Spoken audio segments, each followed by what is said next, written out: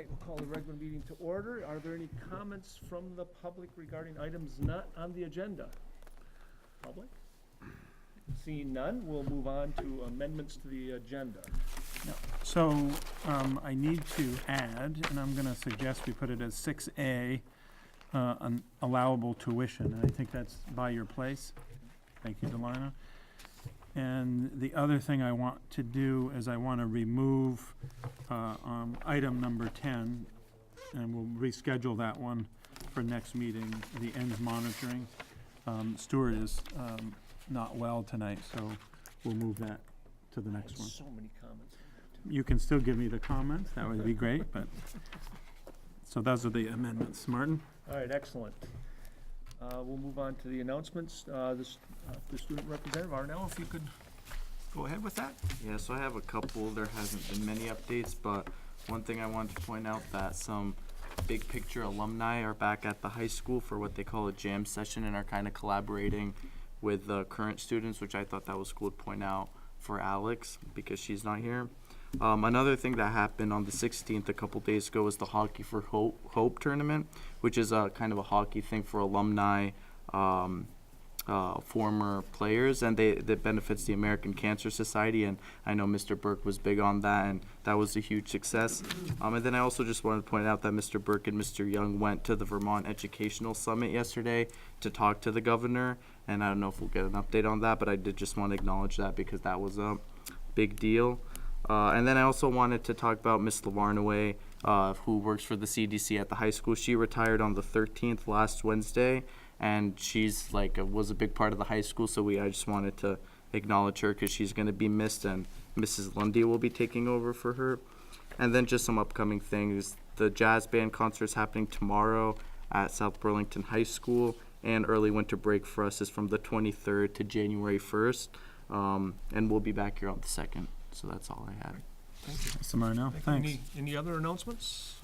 Anybody else? Nope. All right, we'll move on to the legislative priorities letter.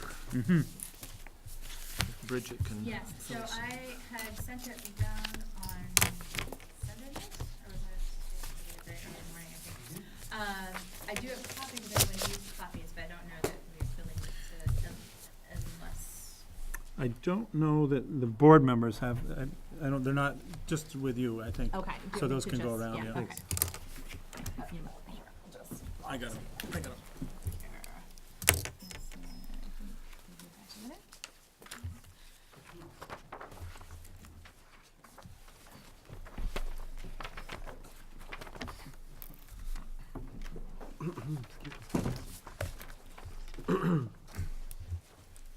So, has Alex and Steve, did you get a chance to look at this yet, or? I skimmed through them and I didn't have any substantive comments. Maybe you could frame it a little bit too for. No, it would have It been. was not, as I just said, I emailed it Sunday. on Sunday night or Monday morning, I'm not sure Yes, which one it was. yeah, I did frankly. look at this. Yeah. So I guess really the question is whether there are substantive comments. If there are small comments, nits and that kind of stuff, you can certainly send those to me and I can change them. But I think we were supposed to take action on this tonight. So if there are substantive comments or things that you just disagree with or would like taken out or added in, then we really should do it tonight. So, I had a couple that, as far as just how, first of all, the who we're sending it to. Yeah. And I would suggest that we certainly send it to all the Chittenden County senators, the 4 South Burlington reps, but also the chair of the Education Committee, David Sharp, and then also to the governor. And I think it could be, all essentially one letter with all those people addressed. And Martin? Yep. Senate and House Education? Want to include Well, both of them? Phil Baruth is okay. he's Chittenden Thank you. County, and he's the chair of the Yep. Senate. Yeah, absolutely.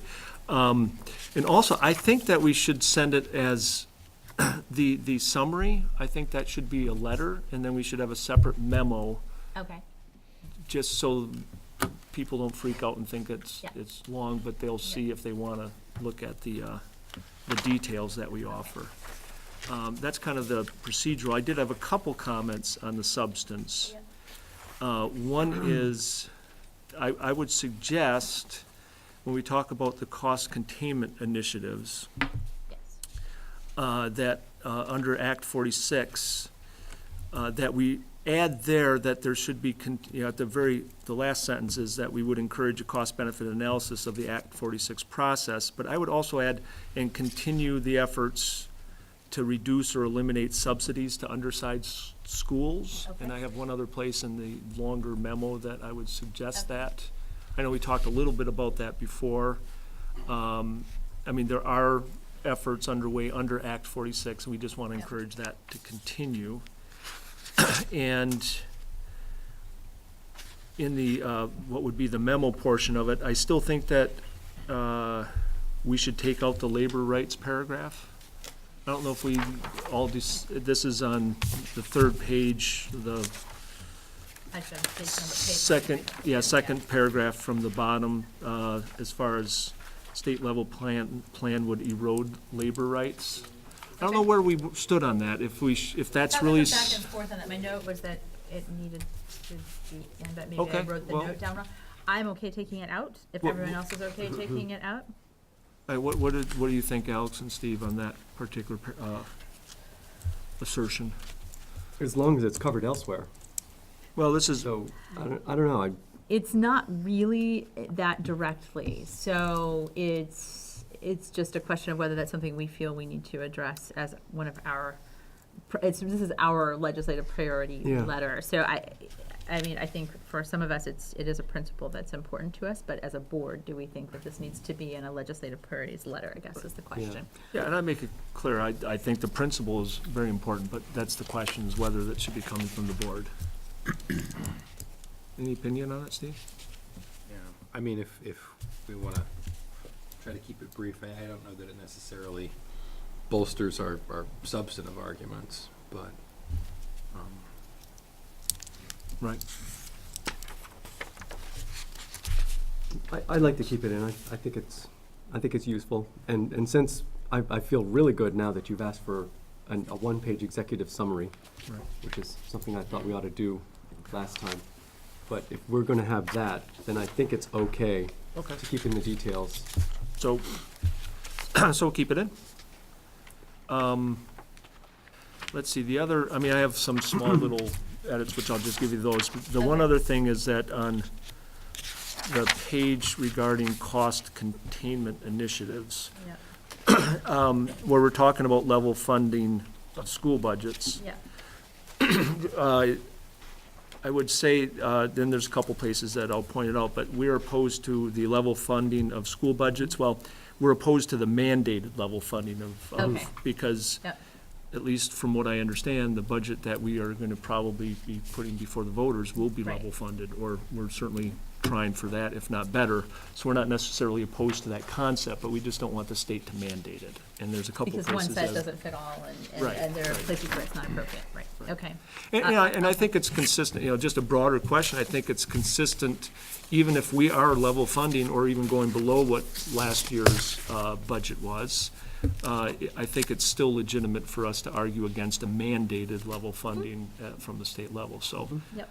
That's what I had. If there's not any other issues with this, I think we can just, by consensus, I don't think we necessarily have to have a motion on this, or do we, David? Do we need a motion to, I don't think so. just by consensus? It's really we whatever agree you to- want to do. I mean, I think if you want to unite, then making a motion, it is warned for action. I think it would have a little bit more power Okay, well, with let's- you yeah. to, I'll- as a whole board, to take action on your legislative In that kind case, of priorities. I think does make sense. we'll take a motion to send this letter to the With- folks that we talked about.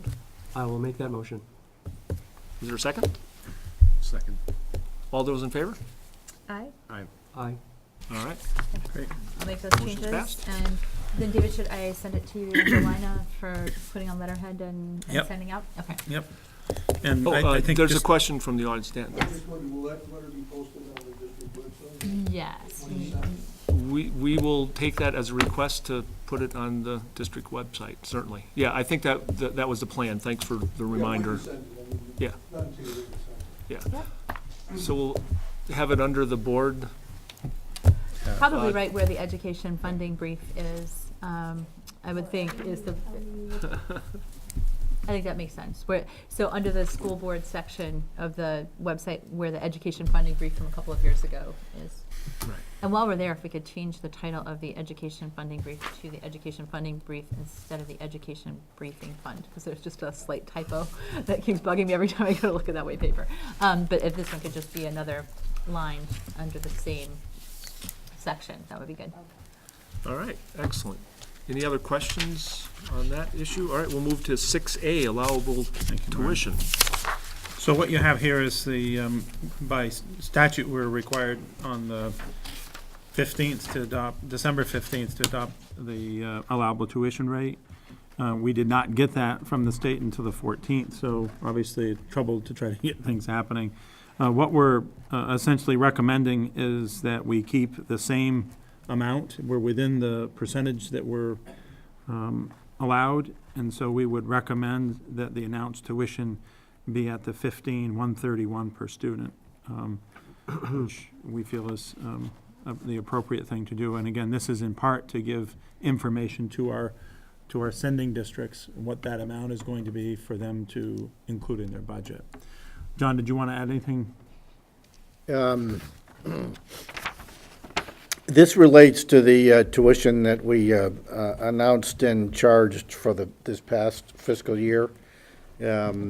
We had announced $15,131, and the state calculated that in its opinion, $15,589 was the allowable amount. And they have a rule that if you're either above or below that number by 3%, there's no changes required. So we're not planning to make any changes. I think the idea here is just to be in the disclose how this works every year to the board, and how the tuition is announced and all that. So that's the recommendation. Again, both current budgets are running and future budgets are running, and so we think this is the appropriate thing to do, and we're trying to be timely around this decision. So that's the recommendation.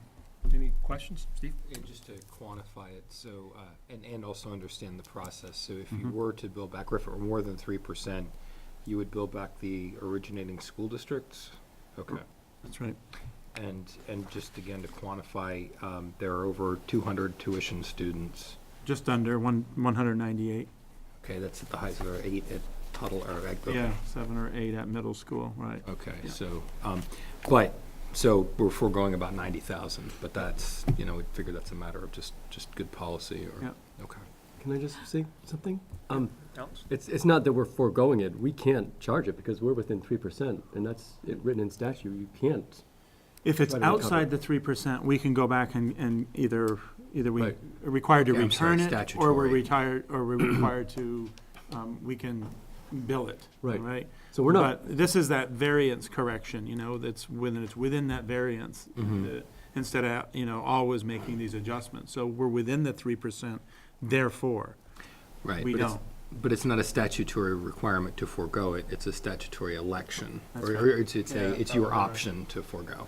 Okay, I just, to understand. so We've struggled with this, with these decisions over the years, and where there's been large disparity, we can still keep our announced rate lower. And some years we've gone out because there's been a pretty significant variance, and, those are also dollars that are important to us that we shouldn't just carte blanche say, we're not interested in. But again, given the current fabric of education funding, and exercising the statutory requirement, again, my recommendation is that we stay right where we're at. Can I ask a question? When we see the memo each year about the proposed tuition, there's always the high school number, then there's sort of the elementary school, or the middle school number, I guess it is, and then the special ed number. How does this reconciliation affect those numbers, if at all? I'm just confused Well, about actually, what. I think you see a couple of numbers. You see the high school number is a secondary number, which includes grades 6 through 8, I believe it is. Then there's an elementary number, which is grades K through 5. And then there may occasionally be different kinds of special ed rates as well. But we're required by January 15th to tell the sending districts an announced tuition. which is based on our, in this case, it'll be our Correct. 18-19 year budget. And then at the end of the year, the state does a true-up to say, okay, was the announced tuition the right number, or do the parties owe each other money back and forth? And I think Alex is right, that if you're within the 3% up and down, there's no action required or expected or allowed, I think. No, I understand that, I But understand that concept. My question was, so I think you answered it, which is, I think what you just said was that, what you meant to say, you said 6 through 8, but I think you meant 6 through 12. There's one secondary number Yes. total. Yes, one Okay. secondary and one elementary. And then an elementary, and elementary is not relevant because we don't have That's elementary right. students. It But my could question is there anything with regard to special education, or is it just this one number that the state asks us to true up? My question is whether everything that we're asked to reconcile is included in this memo, because I just recall seeing 3 numbers when we see the memo every year in January to approve the allowable tuition. Nearly all, if not all, of what we bill for special education is in the category of excess costs.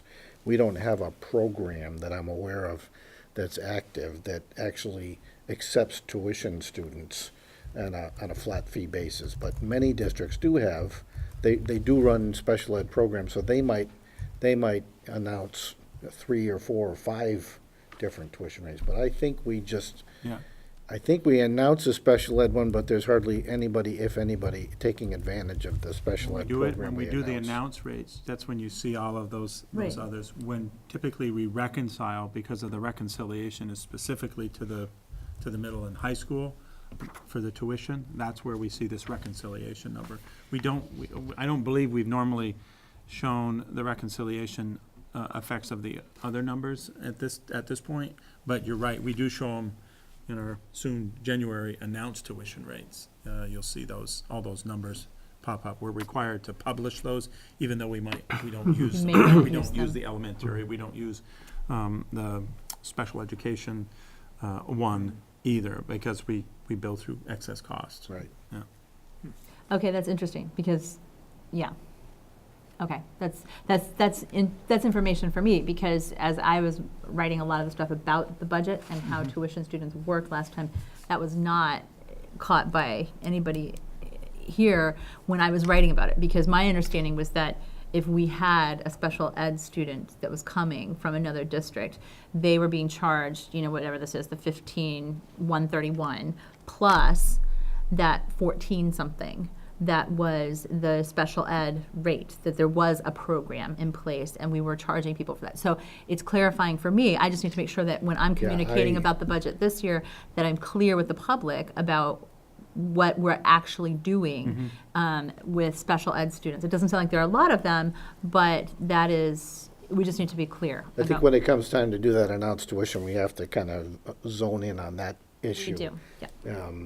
I don't know if we charge a special ed, a regular ed tuition rate for kids that we have. I'm almost positive we do charge us a regular ed rate plus the excess costs associated with special ed students. Well, we can certainly, we'll I just, report yeah, back I would on just that like a some little more bit. clarification in January when it comes time for that number. Thank Is you. this something we need to take action on, or? Yeah, we should, because again, we have districts that are out there that are wanting the, So I guess my question goes back to the Reconciliation. whole 3%. If we can't change because it's under 3%, why do we need to take any action? it's still a requirement that we need to take Okay, action. all right, okay. So I'll take a motion to approve the announced rate of $15,131. So moved. Is there a second? Second? All those in favor? Aye. Aye. Can I make a point of clarification? Yes, please. By doing this, or, by being within 3%, we're not leaving money on the table that we could be collecting from sending districts. That's my interpretation of it. Right. Is that correct? I believe that's correct, because we're Okay. within the allowance. We could not go back out because we're within that We're within threshold. 3%, so we can't collect the, 400-ish, Right. whatever. If it was, then we could. Mhm. However, we don't have to. Right. If it came in higher, then we could go back, and in some years we've done that, in some years we haven't, given kind of the close, difference outside that 3%. Right. And again, I think that's probably some of it in your time, maybe, Martin, we've had some Yeah, variance there. we have, yeah. Yeah. Just once. I guess I'd just like some clarification that there's a statutory requirement, because I'm not actually clear now following this discussion whether statutorily we are not allowed to collect the 3%, or we are just allowed to forego collecting the 3%. Well, we can just let you see it. I think that's And probably the thing is that I do, I mean, in the context, and I'm sure we're gonna go to it in the budget discussion, but, 90,000 is, I think, material. So I might wanna, again, we can table this for later. You've made your recommendation, and I accept that. I just think 90's worth thinking about. To the extent that it's available. If statutorily we can't, we can't. We can let you read it. You see Okay. it exactly the way it is. Excuse me. Bless you. All right, so on to the budget. Excuse me. So we have some time ahead here. We're gonna go to the bigger screen, so I apologize for the neck bending. Is this different than, we have a budget on our table, we also received one last week. Are they the same, do you think? Yes, okay. pretty close. So if you've written on yours, there may be a few little I'll just use this one. grammatical things, but other than that, you'll see. Okay. So, as we start, I think, and again, you guys need to turn around. It's never easy in this room to make sure everybody can see, so I apologize. I'm moving around, but, so, just for clarity, what we have done to date, board, is we have provided you with a continued service budget. We did that last time.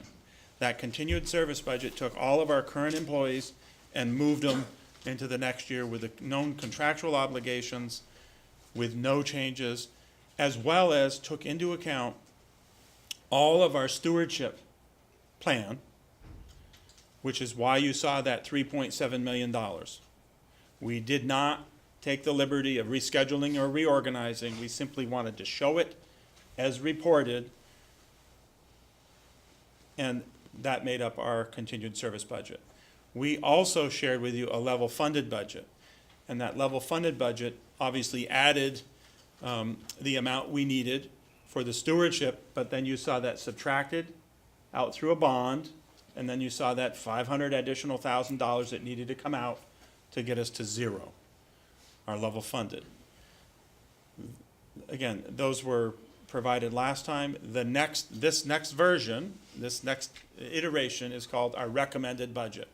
And we're going to walk you through this. It is fairly lengthy.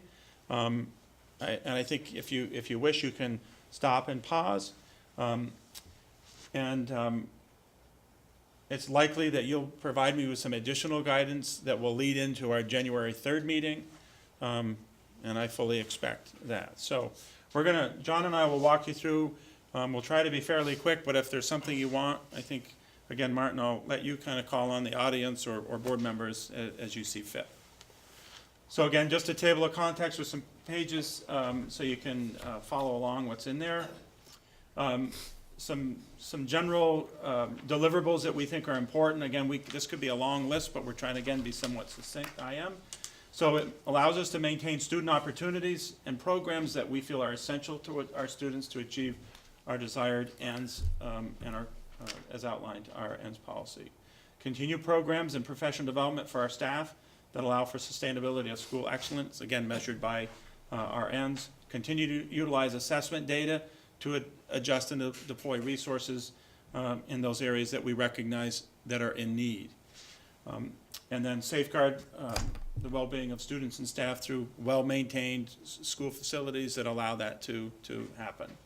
And again, and in kind of ending, these highlights capture our commitment to educational excellence for all of our students within our district. So again, quick recommended budget deliverables. This is a chart that you've seen before. I like it. It's one that certainly resonates. Yesterday at the Governor's Summit, again, I think it's further highlighted.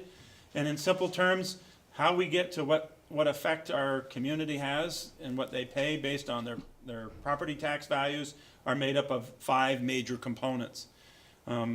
Are obviously what we put in the budget, how much revenue we get, the yield that's set by the state, the common level appraisal, which is set by also the state around how our home values are selling in South Burlington, and the number of equalized pupils. And remember, equalized pupils does not equal seated people. seated children.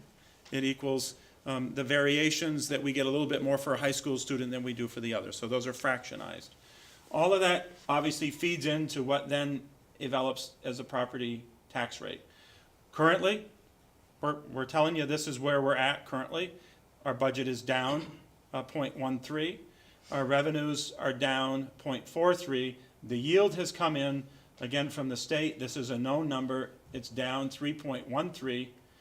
We still do not have common level appraisal. We do have some preliminary information on where we're going to be with equalized, but this is currently our estimate. We will not get these two areas confirmed probably until the end of this week. And again, that will have to be factored into the next iteration and directed by the board.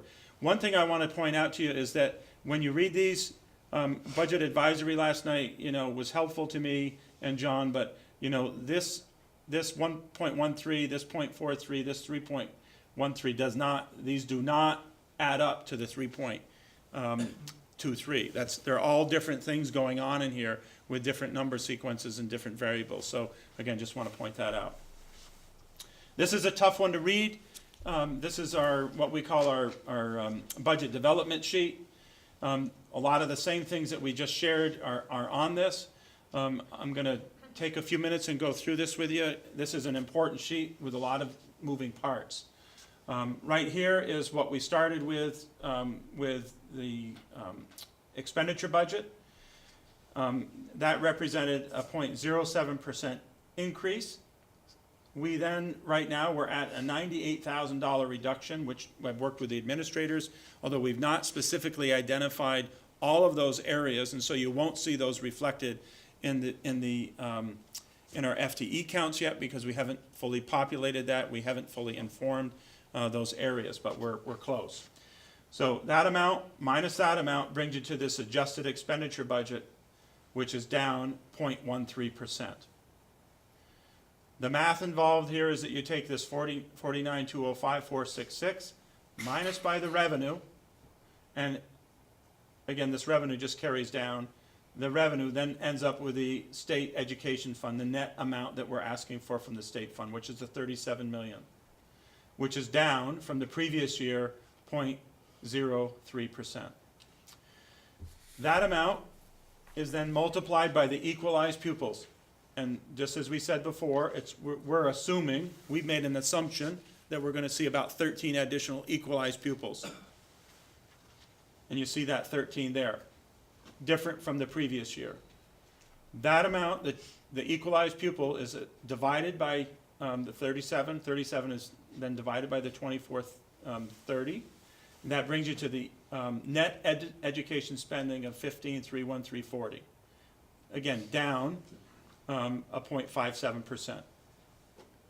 That amount then, everybody with me so far? We're going all right? That amount then is divided by the equalized, which brings you to the the South Burlington tax rate, and then it's divided by the common level of appraisal, which brings you to the 16303, which represents a tax increase in South Burlington of 3.23. $100,000 home would be $51 more. Average condo, these have gone up slightly, just make note, to 171. Average condo up, also a little bit up on the average, but $118. So and we're going to highlight this again, our budget's doing that, going down. So let's just call that even. So really all of this tax rate, all of this tax increase is actually something something we're not necessarily in control of. This is a state factor as a result of the property yield. Okay. So a quick recapture. Here's what our budget's doing, and this proposed is a decrease. The tax rate increase of 3.23, again, as I just said, that impacts 3.22 is set by the state, and we're in control of that 0.10%. Average condo, average home, and again, these are still subject to change based on not yet having confirmed data on equalized or CLA. How are we doing? Any questions from the board so far? Yeah, it's our, shouldn't that say our budget increase impacts the tax rate by 0.01%? Not 0.1%? No, because I think it's actually 0.13 and we just kept it at 1.0 or 0.10, I think is what that is. I'll check that math. Can you just go back one page? I'll check that math out. I Okay. think it's 0.1 divided by 3.23. Okay. But we'll check that. 0.13. Bridget? Maybe I'm missing something. I just keep getting confused because you've referred to a couple of places where our budget is increasing. But the budget that's being proposed is a decrease from last year's budget. What am I missing? Yeah, so right here this is the sheet that again, right here is our overall budget expenditure from the previous year is down.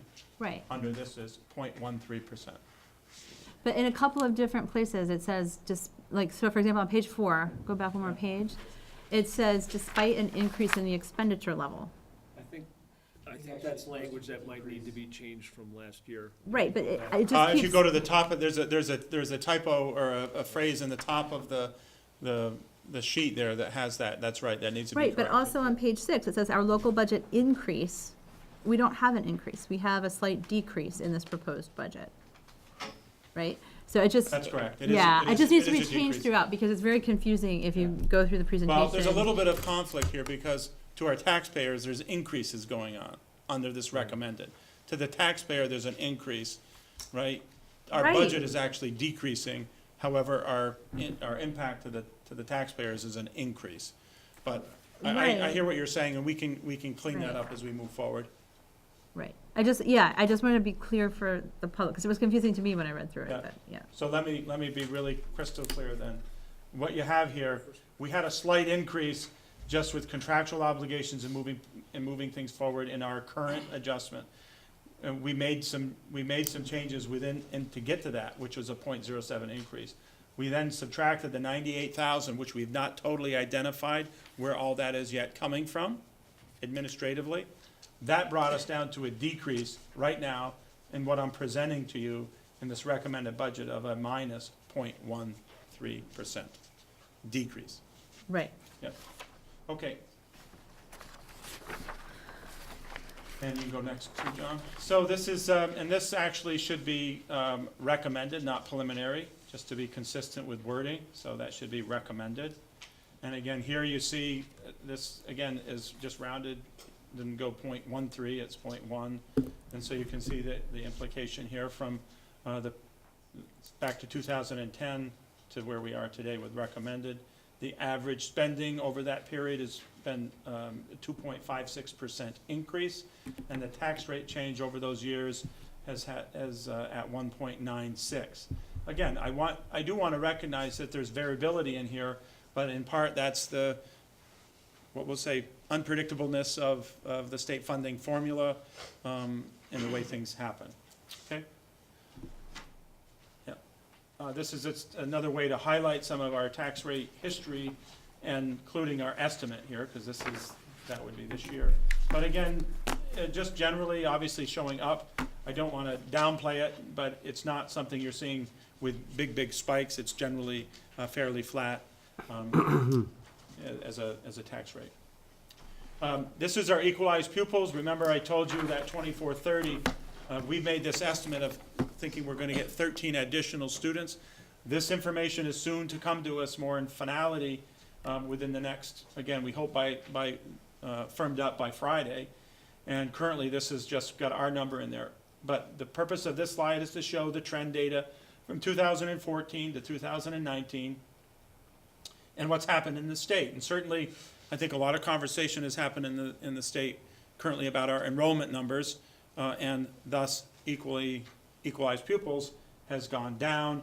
For us, over those years, we do have 1 year that went down slightly, but other than that, we've seen a growth over that period of time of 2.10%. This is a little more information about just some of the things that you'll find within the report. This education spending per equalized pupil.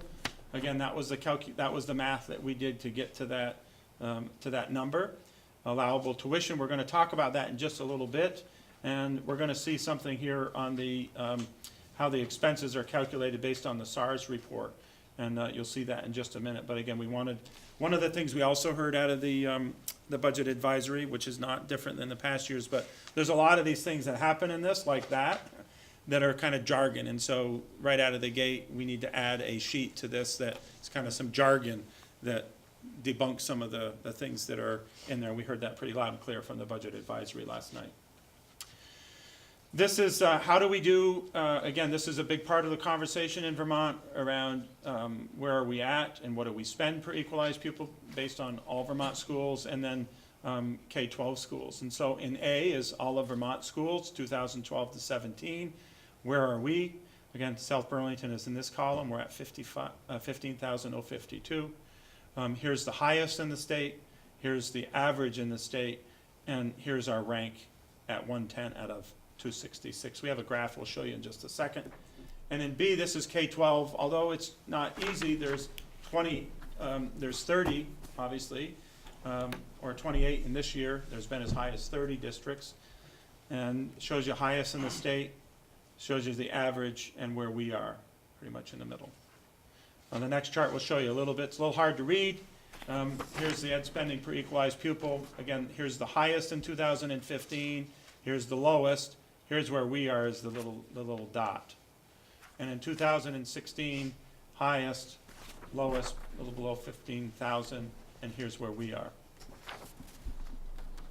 This is allowable tuition. It's what I talked about earlier.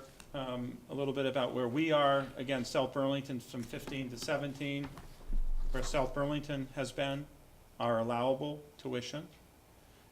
Here's the highest in the state. Here's the state average, and here's where we rank, 94 out of 195. Secondary level is here, correspondingly, 15,591. Again, highest, average, and where we rank out of 126. Again, the same bar graph for 2015, highest, lowest, where we are, highest, lowest, where we are in 16. Okay. This is the SARS report, and again, we spelled it out here. We probably should spell it out in the first one, which is the summary of the annual statistical report of schools. This is actually, they take the total, your total budget, and they divide it by the number of students. And so our cost per pupil as measured in that particular math equation is the 17,708.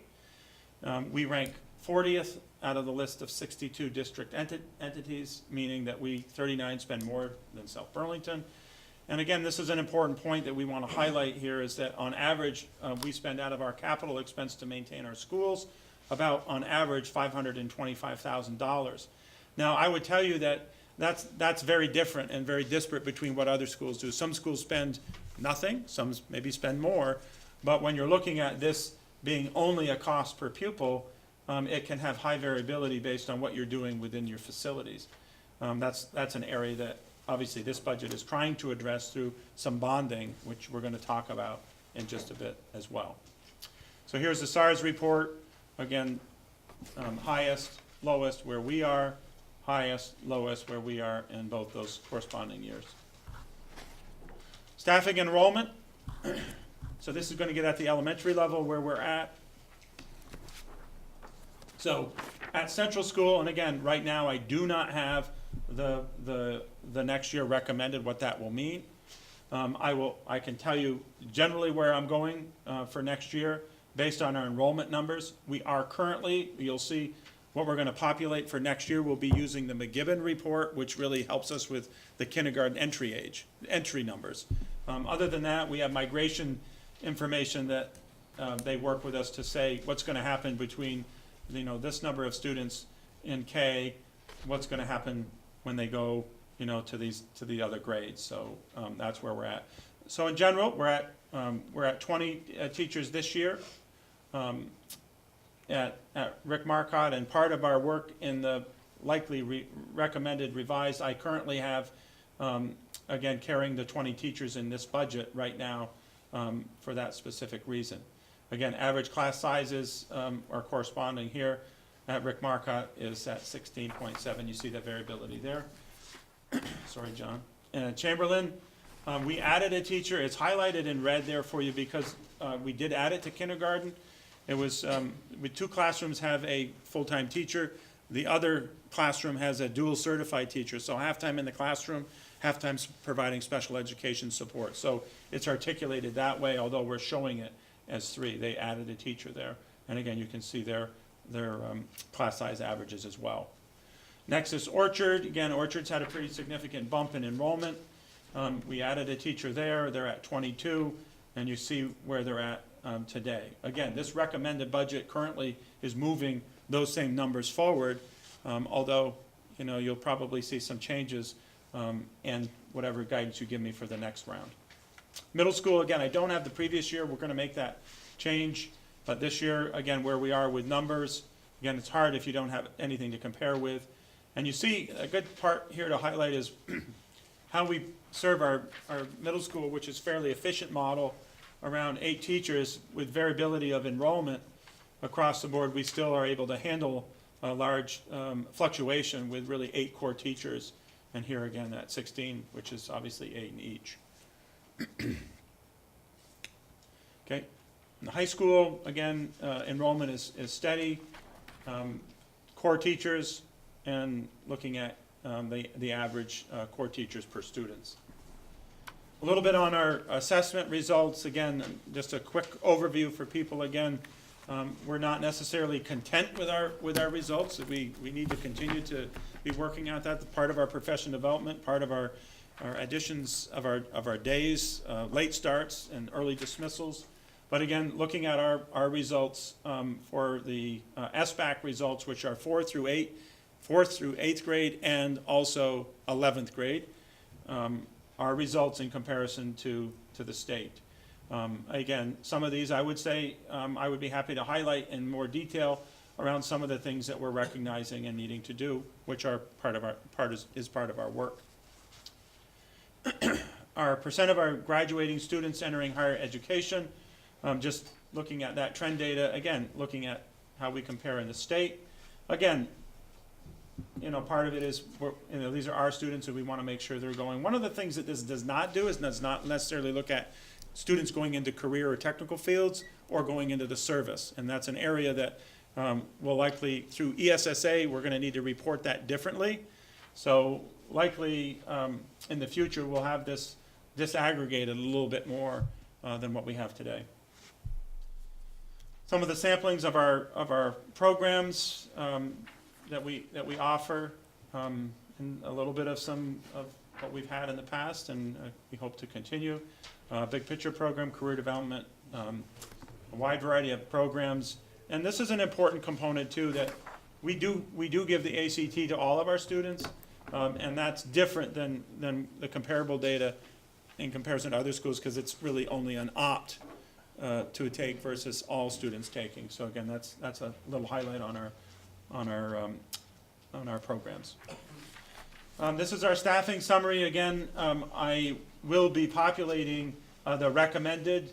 I need to add that. Again, part of, as I said before, as we move forward, I'm going to make some decisions around what this 3rd column will look like, which will be the recommended budget. But currently, this calculates what we budgeted, what we're actual for all of our schools. So again, down here you can see what we budgeted and what our actual is. So again, looking at that, there's been fairly, we have some variance here across the board. Again, total what was budgeted to what was here. Some of these additions are in part supporting student needs. And again, the next page gives you the average, again, gives you middle school, high school, the district, and then overall. So again, you can go through and add up the variance there. And then, as I said, you'll have a 3rd column reporting the recommended revised and what that will look like. I'll pause for a second. Martin, everybody doing all right? I haven't seen any hands. All right. Putting people to sleep, I'm afraid, but hopefully not. Staffing ratios are important. I think, again, if you've been following part of the conversations around the state, there's been a lot of conversation about the ratios. So again, I felt like it was important that we express and communicate to the public about how we as South Burlington are doing in regards to that. So, again, staffing ratios, this is specific student per teacher. Again, these are all of our teachers, excluding, which includes our certified staff, vocational teachers. Again, we don't have those, special ed. Also our itinerant teachers who might travel between schools. It does exclude preschool teachers because that does have variance across Vermont. And so lowest in the state, highest in the state, average, and where we are in our student to teacher ratio.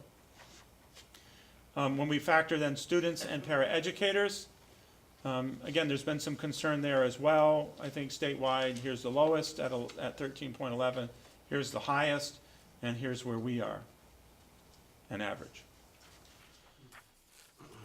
So the staffing ratios, when you pull those both together, this is again, I think one of the areas that's been then watched. Again, this is students per total staff, lowest, highest. Average is 4.77, and we're at 5.80.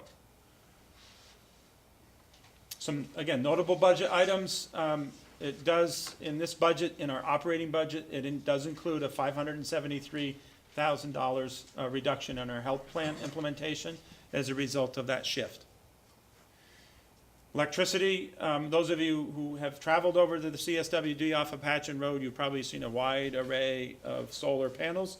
It's on top of a capped landfill, and some electricity expense. We're in partnership with the city of South Burlington, and as a result of electricity credits and solar credits, we expect about $20,000 in offset there. It does maintain funding for our safety and security items, cameras, locks, and key systems that are in need of upgrade. This budget does include $990,000 and $500 in stewardship bond.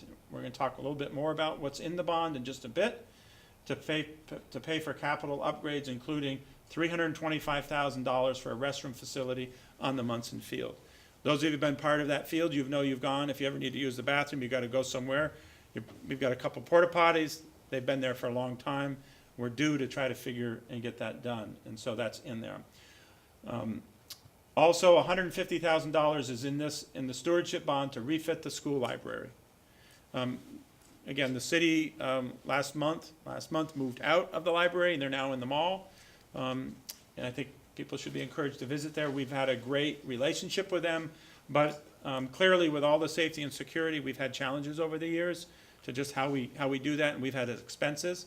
But with them vacating, they've taken a fair amount of circulation and furniture, which has resulted in us to retrofit that. So there's $150,000 to retrofit that space.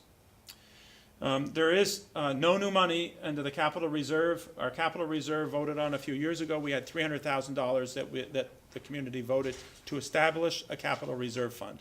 That remains there, and we've put no additional money into that because of the bonding.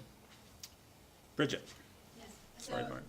under the first bullet, we have reduction of $573,000 for the new health plan implementation, but is the recapture included in this version of the budget, the recapture Yes. payment? So there was about $165,000 or so that was in year 2 of the recapture.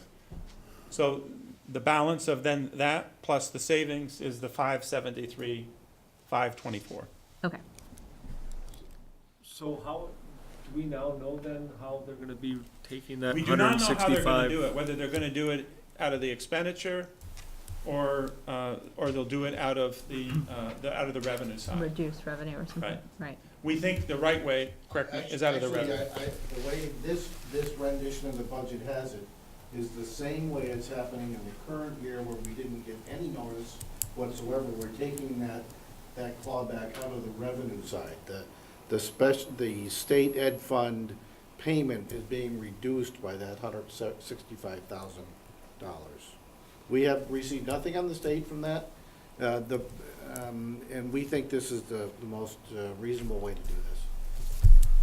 So, I mean, are we increasing the top line of the budget by 165,000 so that it's not gonna affect us when they give us $165,000 less? I don't know if that made sense, but is there, It just seemed odd that they were telling us up front Mhm. that they're giving us $165,000 less. So why our districts, not that we would ever do this, pad our budget by $165,000 that we can afford to lose? The budget is not padded by the $165,000. Well, what's keeping districts from doing that? Again, not that we would do that, but.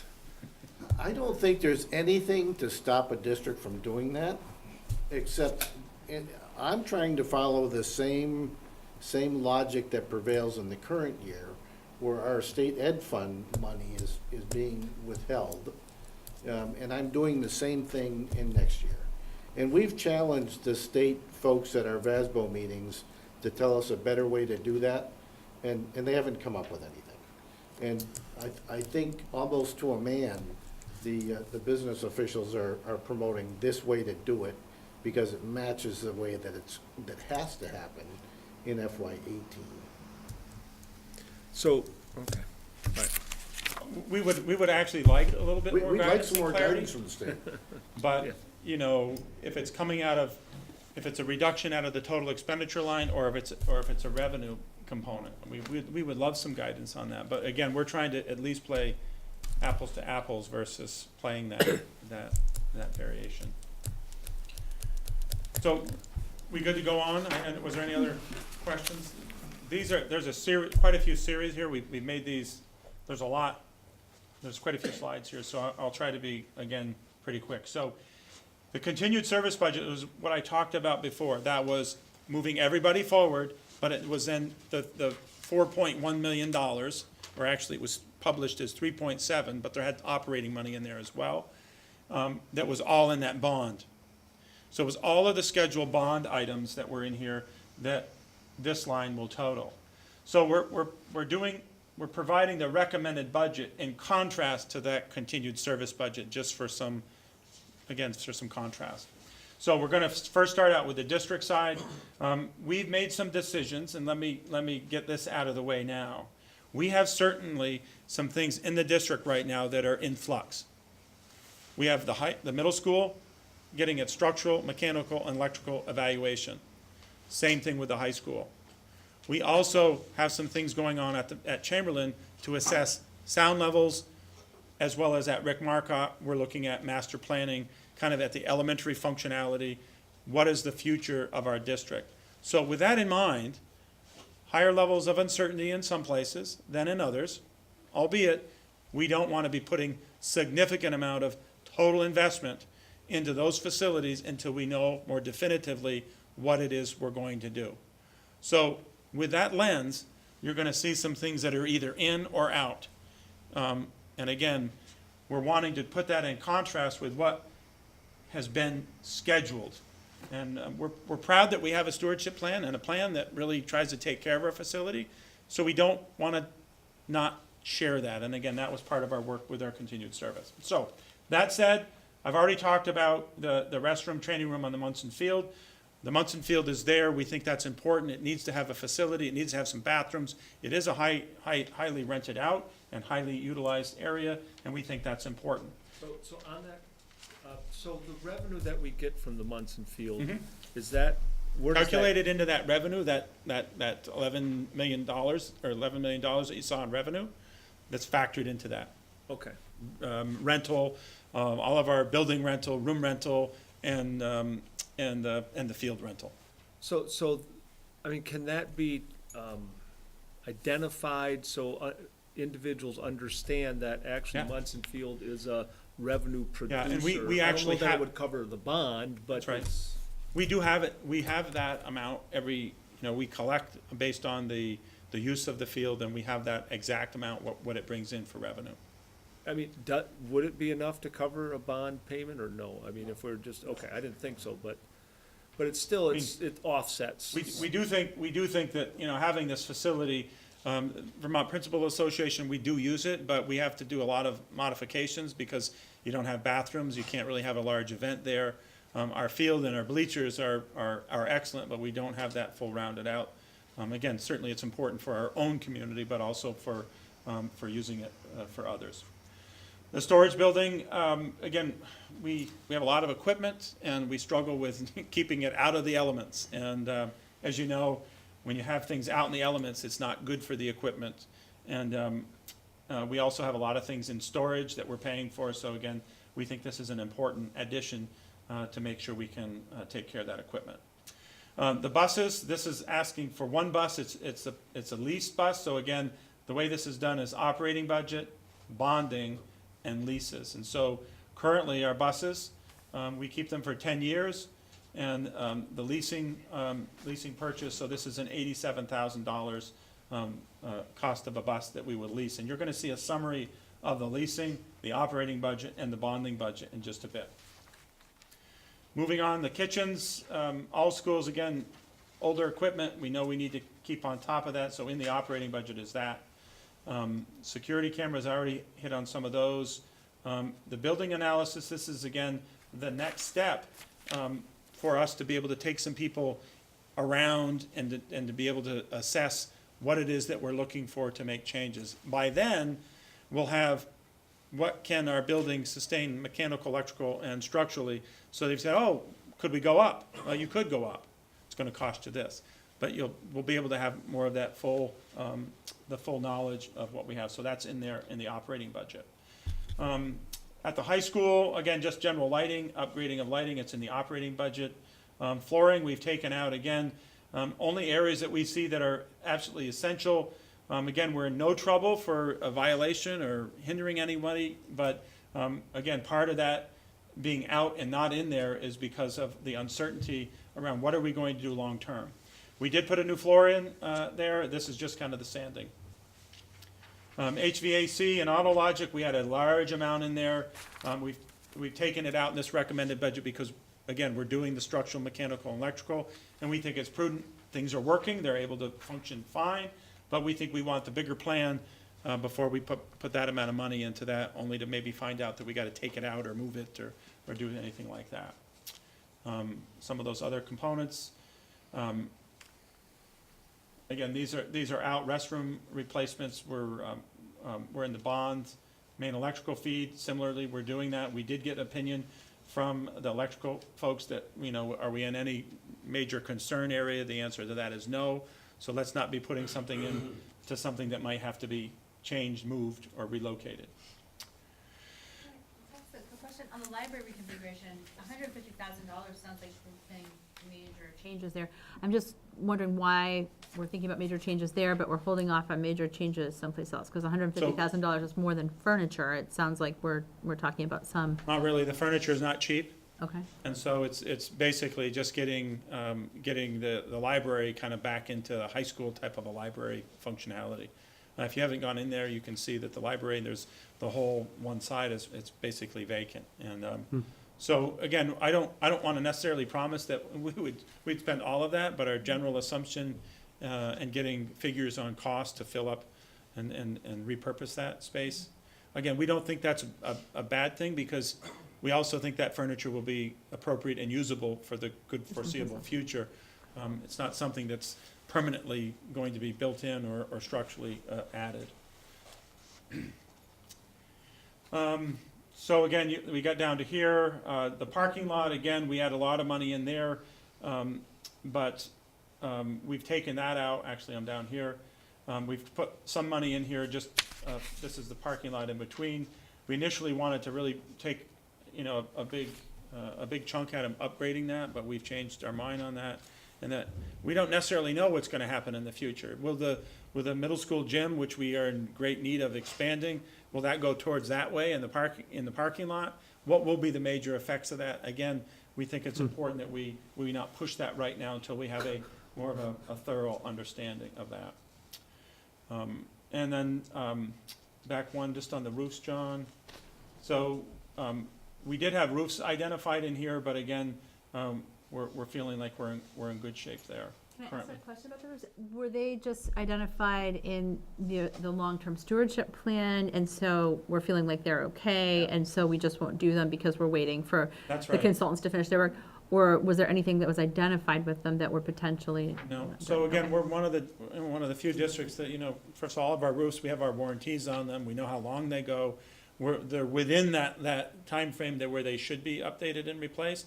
but there's no failure on them. We are gonna see some schools have some failures, and we're suggesting those change. But our roofs are currently in good shape, but we don't wanna get to failure either, so that's part of why they're in here.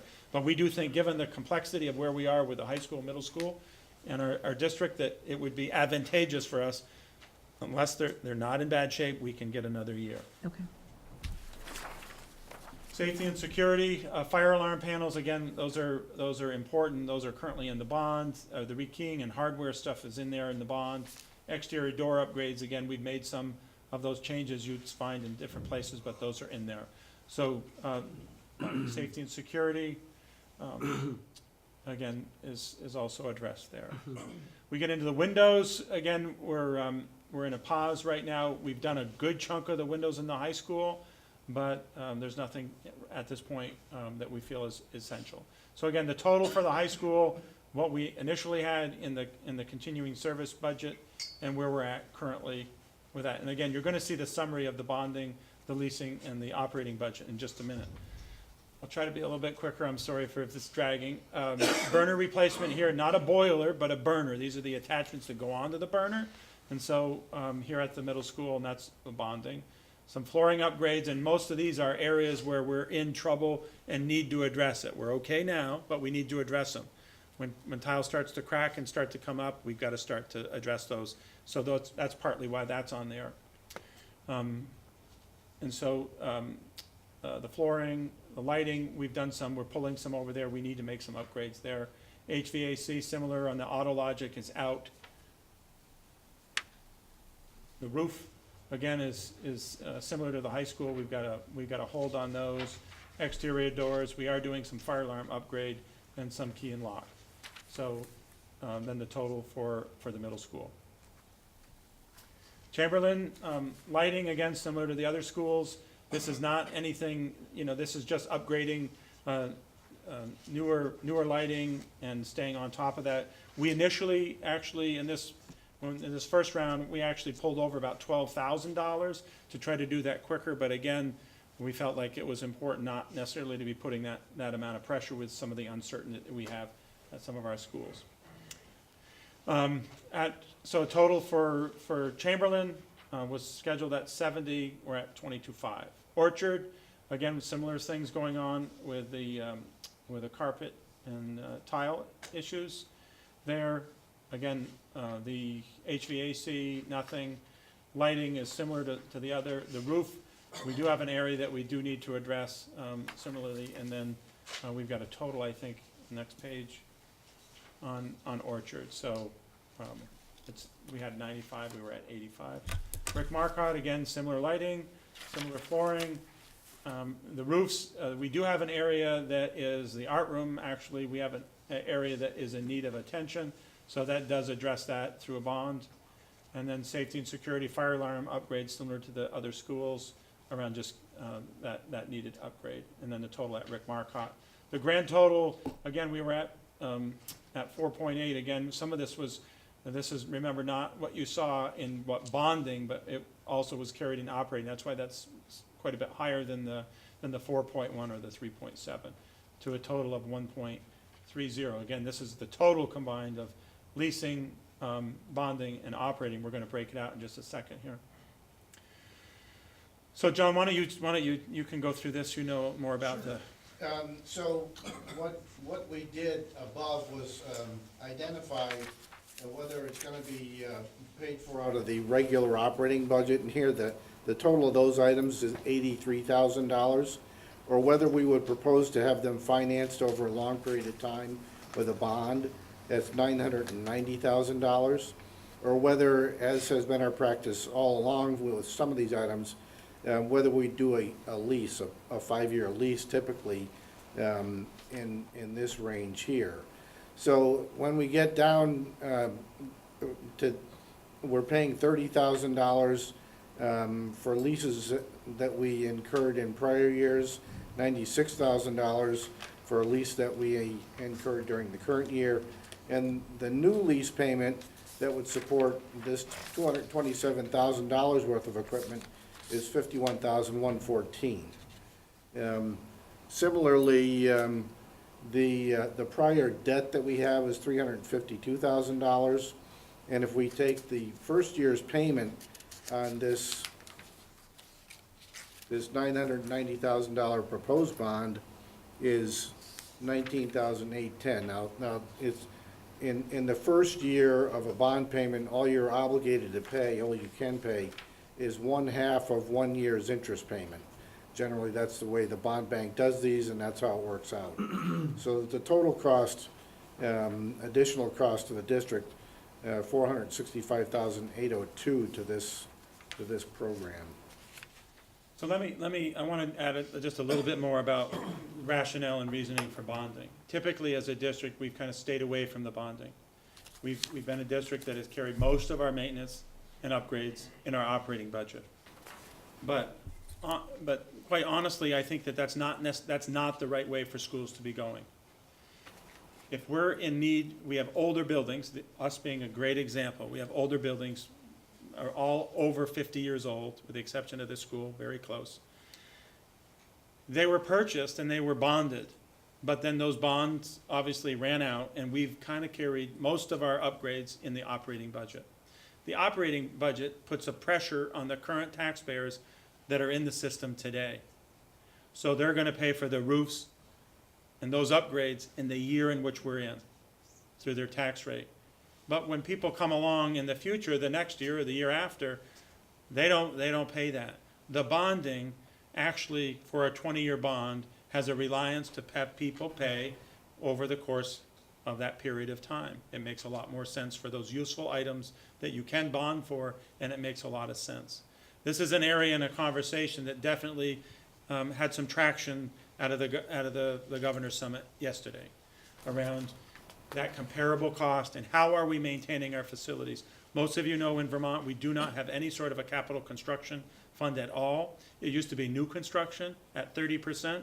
It went away, I'm going to say around 10 years ago, and it was only for new construction, but we don't have a lot of new construction. There's been really no money devoted towards upkeep. So again, that's a little bit of a narrative on rationale and reason to the bond.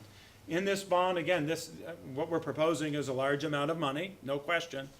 However, we think that it's important for you to note that we, delayed many of those items because of some of the uncertainty and the need for our defining direction in the near future with the things that are currently going on. Okay, so a quick recap. Again, a 0.13 budget decrease, a 0.43 revenue decrease. Our tax rate is 3.23 versus 3.23 increase versus 2018. Again, 3.22% of that is due to the increase in the state property yield. The local budget, and again, this is where we need to make that correction, Bridget. Decrease represents a 0.10% change on that. We have 190 tuition students. Again, we're recapping a little bit on the information specific. So neither the CLA nor the equalized pupils, 2/5 of that equation is not yet finalized. It is due very soon, and again, we hope we've made appropriate estimates around sharing kind of the impact to the South Burlington taxpayers with this presentation. Additional places we want to, this will again will be posted up on our website where you can get additional information. And some of this, I think you can dig into where you want to see, where the other schools relate to where we are as a district as well. We got a page in here on questions. Let me just do these last two because I think they are relevant. I want to make sure people are aware. This next one is actually looking at our stewardship plan. Again, I don't want to be overly emphasizing our stewardship plan, but I gave you that average cost of that $525,000. So it takes the work that we've done over the years out of our operating budget at Chamberlain, the high school, Central, Orchard, Tuttle, district-wide, that amount, the totals, and we've divided by the 5 years, that's that. We did make pretty significant reductions. We were not staying on schedule with our stewardship plan. I think that's an important emphasis here. That was not everything that we wanted to do, but that's what we did. And so it does have kind of that has the 5-year average at the 525, 430. The stewardship plan So that was over those years. The stewardship plan budget from the operating expenses for 18. This is again what we had in there. We made some reductions and changes as a result of our budget situation last year. And so that was our total, that's our total in this year. The final cost of projects from the 2014 repurpose bond, again, giving a little bit of information around what we did at those various locations for the total amount of that. And the 2016 bond and what we were able to do with that. Again, I think a lot of people, we've been pretty verbal about the things that we've been able to do, from the things like our elevators at the middle school and the high school, et cetera. Okay, so questions, thoughts, and again, to the board, some guidance on where you'd like to see me go from here. Maybe, John, you could go back to the budget development sheet, which I think is maybe an important one for the next conversation. Questions, comments? Bridget? So, I think it looks like you've done a really thoughtful job of trying to sort of keep the overall budget growth under control for the year, given the situation that we're in with the state numbers and things. I guess my question is what the process is that's kind of going on in the background, because what's not really in here, I mean, this really feels like a budget where we're just looking to make cuts where we can to kind of keep the budget low. It doesn't sort of reflect the same, initiatives and the same sort of discussion about what we want for services and programming for the kids that we talked about last year, pretty early on in the process, and we had to cut back some of that. But I know that we gave you the direction to a certain extent to show us a continued services budget, so we had some benchmarks. But I'm just wondering what the process is that's going on in the background in terms of analyzing what we're providing in terms of programming and what we would like to provide next year, and the trade-off between things that maybe aren't working and things that we would like to add, and those kinds of things. I didn't go into a lot of detail on what those specific opportunities were. Basically, what we are currently proposing in this recommended budget is the maintaining of the opportunities that we have today. So from classes, our program of studies at the high school, middle school, and elementary programming, there's the same. It continues the work that we're doing with our trauma-informed and resilient work. Again, we're 4 months into that. We think it's important that continues. So we've made no reductions in those programs. That said, there may be some variation in the programs based on what the students sign up for. That's, again, part of that conversation that which happens at the high school. Students sign up for, and then a schedule is built. There may be some of those programs that might not run, and others might. But again, we're basically keeping the funding and the allocation of resources there. Again, I did highlight there's a little bit of a change there in that $98,000 at the top, where we definitely know we're making some reductions. Some of those we think there are some known staffing reductions, and we're in the process of really identifying those where we can see that happen. I think that's hopefully some additional clarity to the opportunities and our continued desire to ensure kids have those experiences that we think are so critical for success. There were a couple of initiatives, and I don't have the list in front of me, from last year that I know that we cut back on as we went through the other budget approval processes. So for one that comes to mind was we didn't fully staff the therapists that we needed at the high school. There was a long waiting list, to see someone, and I know that we staffed like half a person, I think, or I can't remember, it might have been 0 people in the end. Some of our school-based clinicians. Yeah, there were some things last year that we cut out, and I'm just wondering, were those revisited, or are we just sort of assuming that it's just not even a start, or just a non-starter this year? Well, again, they have been revisited. There is a lot of moving parts with our student population, and I think when we factored those things in, those were certainly considerations, and we're not wanting to diminish the need at all.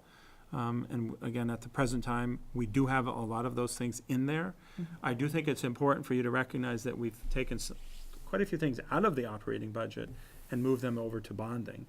That's given us a little bit of leeway in that operating budget to continue to provide those services that are specific to students in the operating budget. Not much, but it's allowed us to keep that. And so we've worked hard to do that. There'll be likely some additional adjustments. I'm personally worried about that 3.23% tax rate. And again, so my feeling is, part of the reason why we made, administratively, I made that $98,000 reduction is because I'm worried about the impact to our community, given the complexity of what we went through last year. And also due diligence around bonding and caring for our facility in what I think the most appropriate way, and that's kind of through that bonding component. So just following up on this, I think it builds our story of what we're trying to do going forward if we look at those initiatives that we identified that we had needs, and we are once again for a second year in a row foregoing that. And I think those needs are still there, and people should understand it's not necessarily an austerity budget, but there are things that we've identified last year. There may be new things this year that we need to lay out and say, to the community, these are things we need. We're keeping the programming as it is. Last year we had the initiatives, and a couple that come to mind that were in the central office, such as communications, half of an FT or whatever it was, which I think would be great. I think we need somebody on our web and such. Human resources. I know there's a whole list. I think looking through that list and saying, well, do we no longer need those, or are those things what once again we're going to forego so that we can have the budget at a level funded, actually a little bit less than level funding. And also on that, I still feel, yes, I'm concerned about the 3.27%, 23% or whatever it's going to be. But on the other hand, I think we're doing our part in South Burlington in having a level funded or lower budget. And hopefully the state legislature will do its part to take care of the other component. So I think again, I want to be clear, I'm listening to you because you can give me some direction for, I think, the next iteration of this. So I'm definitely hearing, some clarity around what we've had in there in the past that maybe are in there or not in there. Again, a 0.5 HR addition is in the budget currently, but there is no, again, last year I came out of the gate and asked for some added time for foreign language at the elementary, and we're obviously foregoing that again, and that's people should correct. understand we're Yeah, So it would be great if we could that's see right. that So initiative sheet. I liked that that's right. format last year was helpful to say. I here will are the tell you that initiatives. out of the gate, for me this year, and with the administrators, there was a sense of reality that didn't necessarily make us go there directly. It was really, again, the fundamental objectives on those deliverables was to be able to continue to provide the opportunities that we felt were important to us today, and not necessarily to the dream future. Maybe it's not the dream, the reality, the want, whatever. And so we did not spend a lot of time talking or reevaluating whether those would go back in or not. I'm certainly happy to show you, because there are some things that are in, like a 0.5 HR, but not communications. I'm just picking on district office. And we can show you that. Again, I'm out of the gate extremely concerned, because when you saw the continued service budget, even if we excluded that $3.7 million of the bonding, or of the project, and that resulting 16% tax rate, it was pretty high. With all said and done, it was at 8, at 8 cents, even if we didn't do any of those capital issues. So that was kind of a barometer for us right out of the gate that said, this is probably not the year to be doing a lot of those things. That said, I hear what you're saying around giving you the assessment of what those are. Well, but it also goes back to something that I think we provided guidance on a couple meetings ago, which is hanging on to every single thing that we're doing is not necessarily the place to start from, because there really does need to be an assessment about whether what we're doing is working appropriately. Yeah. Because I'm a little concerned that we're so focused on austerity, that we're so focused on this headline number that we're just sort of saying, okay, we're gonna have to hang on with our fingernails to what we have without really assessing whether what we have Yeah. is the right thing, and whether there are opportunities to add things that would be extremely beneficial if we cut things that are not Yeah. being fully utilized, or things that are not necessarily working Yeah. for us. I'm just a little concerned that it doesn't feel like there's a process in place Yeah. to do that this year, that we've really just focused on where we can cut. So it's a fair assessment. There's a lot that's happened on the back end of this. We've kind of gone at this from a kind of a zero-based objective.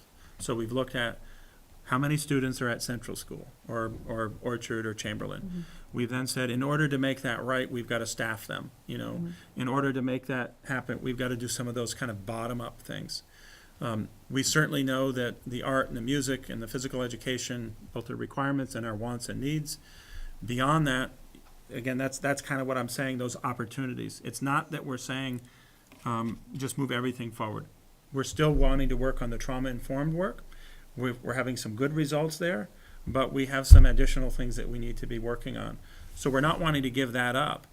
We're seeing some good responses. Similarly, I would say, at the high school and the middle school, a lot of that is around how we're continuing to move our students through either flexible, you know, our proficiency-based graduation or personalized learning plans. So there's a lot of effort going into that particular area, and our budget supports that. So if I'm just saying continuing what we've been doing isn't probably the right narrative, it's providing the necessary support to ready our kids based on what we know is working. And again, there are some things that we're not going to do because they haven't necessarily been either of interest to our students or making that difference.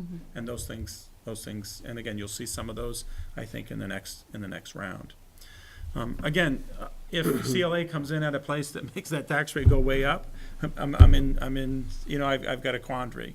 So there's been some due diligence around kind of our known factors and budget drivers after we've kind of built up from kind of a zero-based perspective. Again, I'm probably maybe missing something at the elementaries, but when I look at total staffing or total number of students, when I look at the infrastructure and the busing and those requirements, there's not a lot of play there, quite honestly, in that kind of zero-based approach. We do have, obviously, our cost per pupil at the various schools. That kind of delves into our master planning work, but there's not a lot of variance. The middle school, as I indicated, really runs with 8 core teachers, and some of those programs pretty efficient as we look at that kind of from a zero-based budget build. The high school probably is our biggest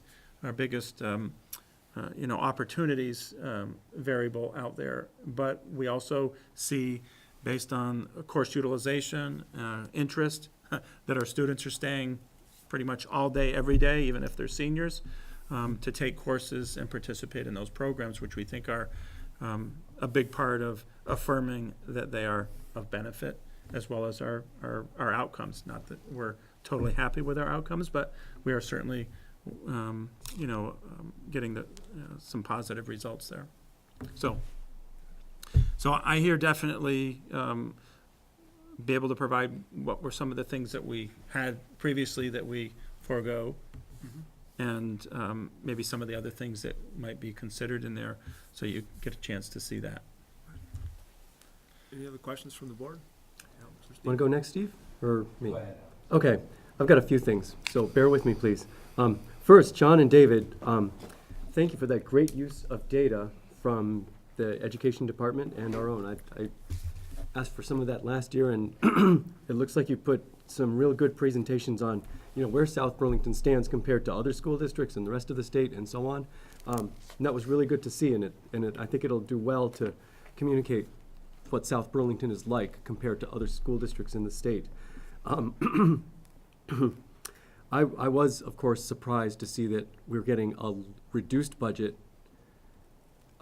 recommended compared to last year, because teacher salaries are up, staffing levels are about the same, health insurance is a little bit down, I'm not sure by how much.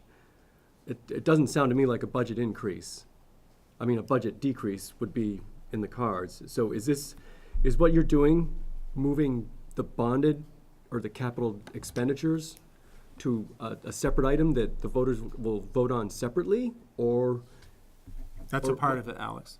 that's part of it? That's Okay. a part of it. I don't want to say that that's all of it. There's definitely recognized savings. We've got Yep. some proposed staff changes, proposed staff retirements, that is. Mhm. So there's some recapture there. There's some recapture on the healthcare. So there's definitely, when we factor that in, along with taking out the cost out of the operating budget to maintain the facilities, that's definitely what, brings that amount down. Okay, so we're gonna have 2 votes this town meeting, or at least you're recommending that we have 2 votes this town meeting? Yeah, you worried me when you said 2 votes, but, No, a vote on the budget, yeah, and a vote on, yeah. a vote That's on the right. bonding. I'm proposing that we would go There'd out be for a two ballot bond. items. and there'd be Right, 2 ballot items, That's right. 1 vote, speaking optimistically, of course. Yeah, Take it one day at a understood. time, I guess. Yep. So the question then is, are you prepared to have the capital expenditures items rejected? So, I alluded that there's $300,000 Yeah, in the capital reserve budget. yes. There is money in the operating budget for some of those items that you saw in the stewardship plan. Mhm. So in the event that the actual article on the school budget passes, Mhm. but the bond does not, Mm-hmm, we could make a decision on whether or not we want to go back out again, yep, or whether you want to live with that not passing. Again, that, there are monies in there that would simply be a stopgap measure to do the things that we would absolutely need to do. Not ideal, but it's part of kind of the move forward with this particular budget as it is today.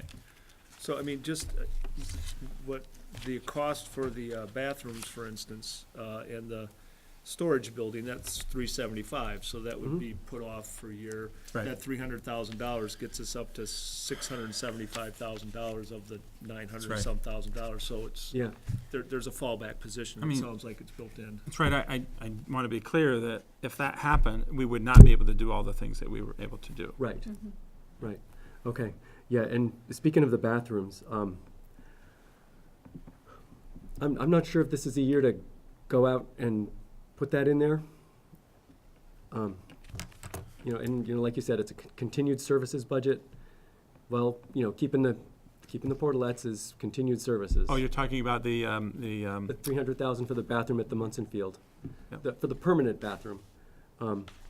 It's a lot. I think it would be, I think it would get more yes votes if that item were not in there. And, See, I think we get more yes votes if that item is in there, frankly. So, think so? we'll see. Mhm. We can see, I mean, yeah, I think a lot of people really feel that that's something missing out there, and we've been wanting for a long time. And that's also part of the reason why I think it's important for us to show how much revenue we're bringing in already, mhm. and presumably we'll be able to bring in more revenue if we've upgraded the field, because we do bring in quite a decent chunk of money from the field, so. We bring in some, Um, yeah. But it's not like it's a profit generator. No. Okay, I've got a couple more things. I believe from what the Secretary of Education has said, that FY '20, the year after the year we're budgeting for, she has forecast just as much, I don't know how you want to say it, but just as much, I guess you could say, a difficult time with funding for local school districts.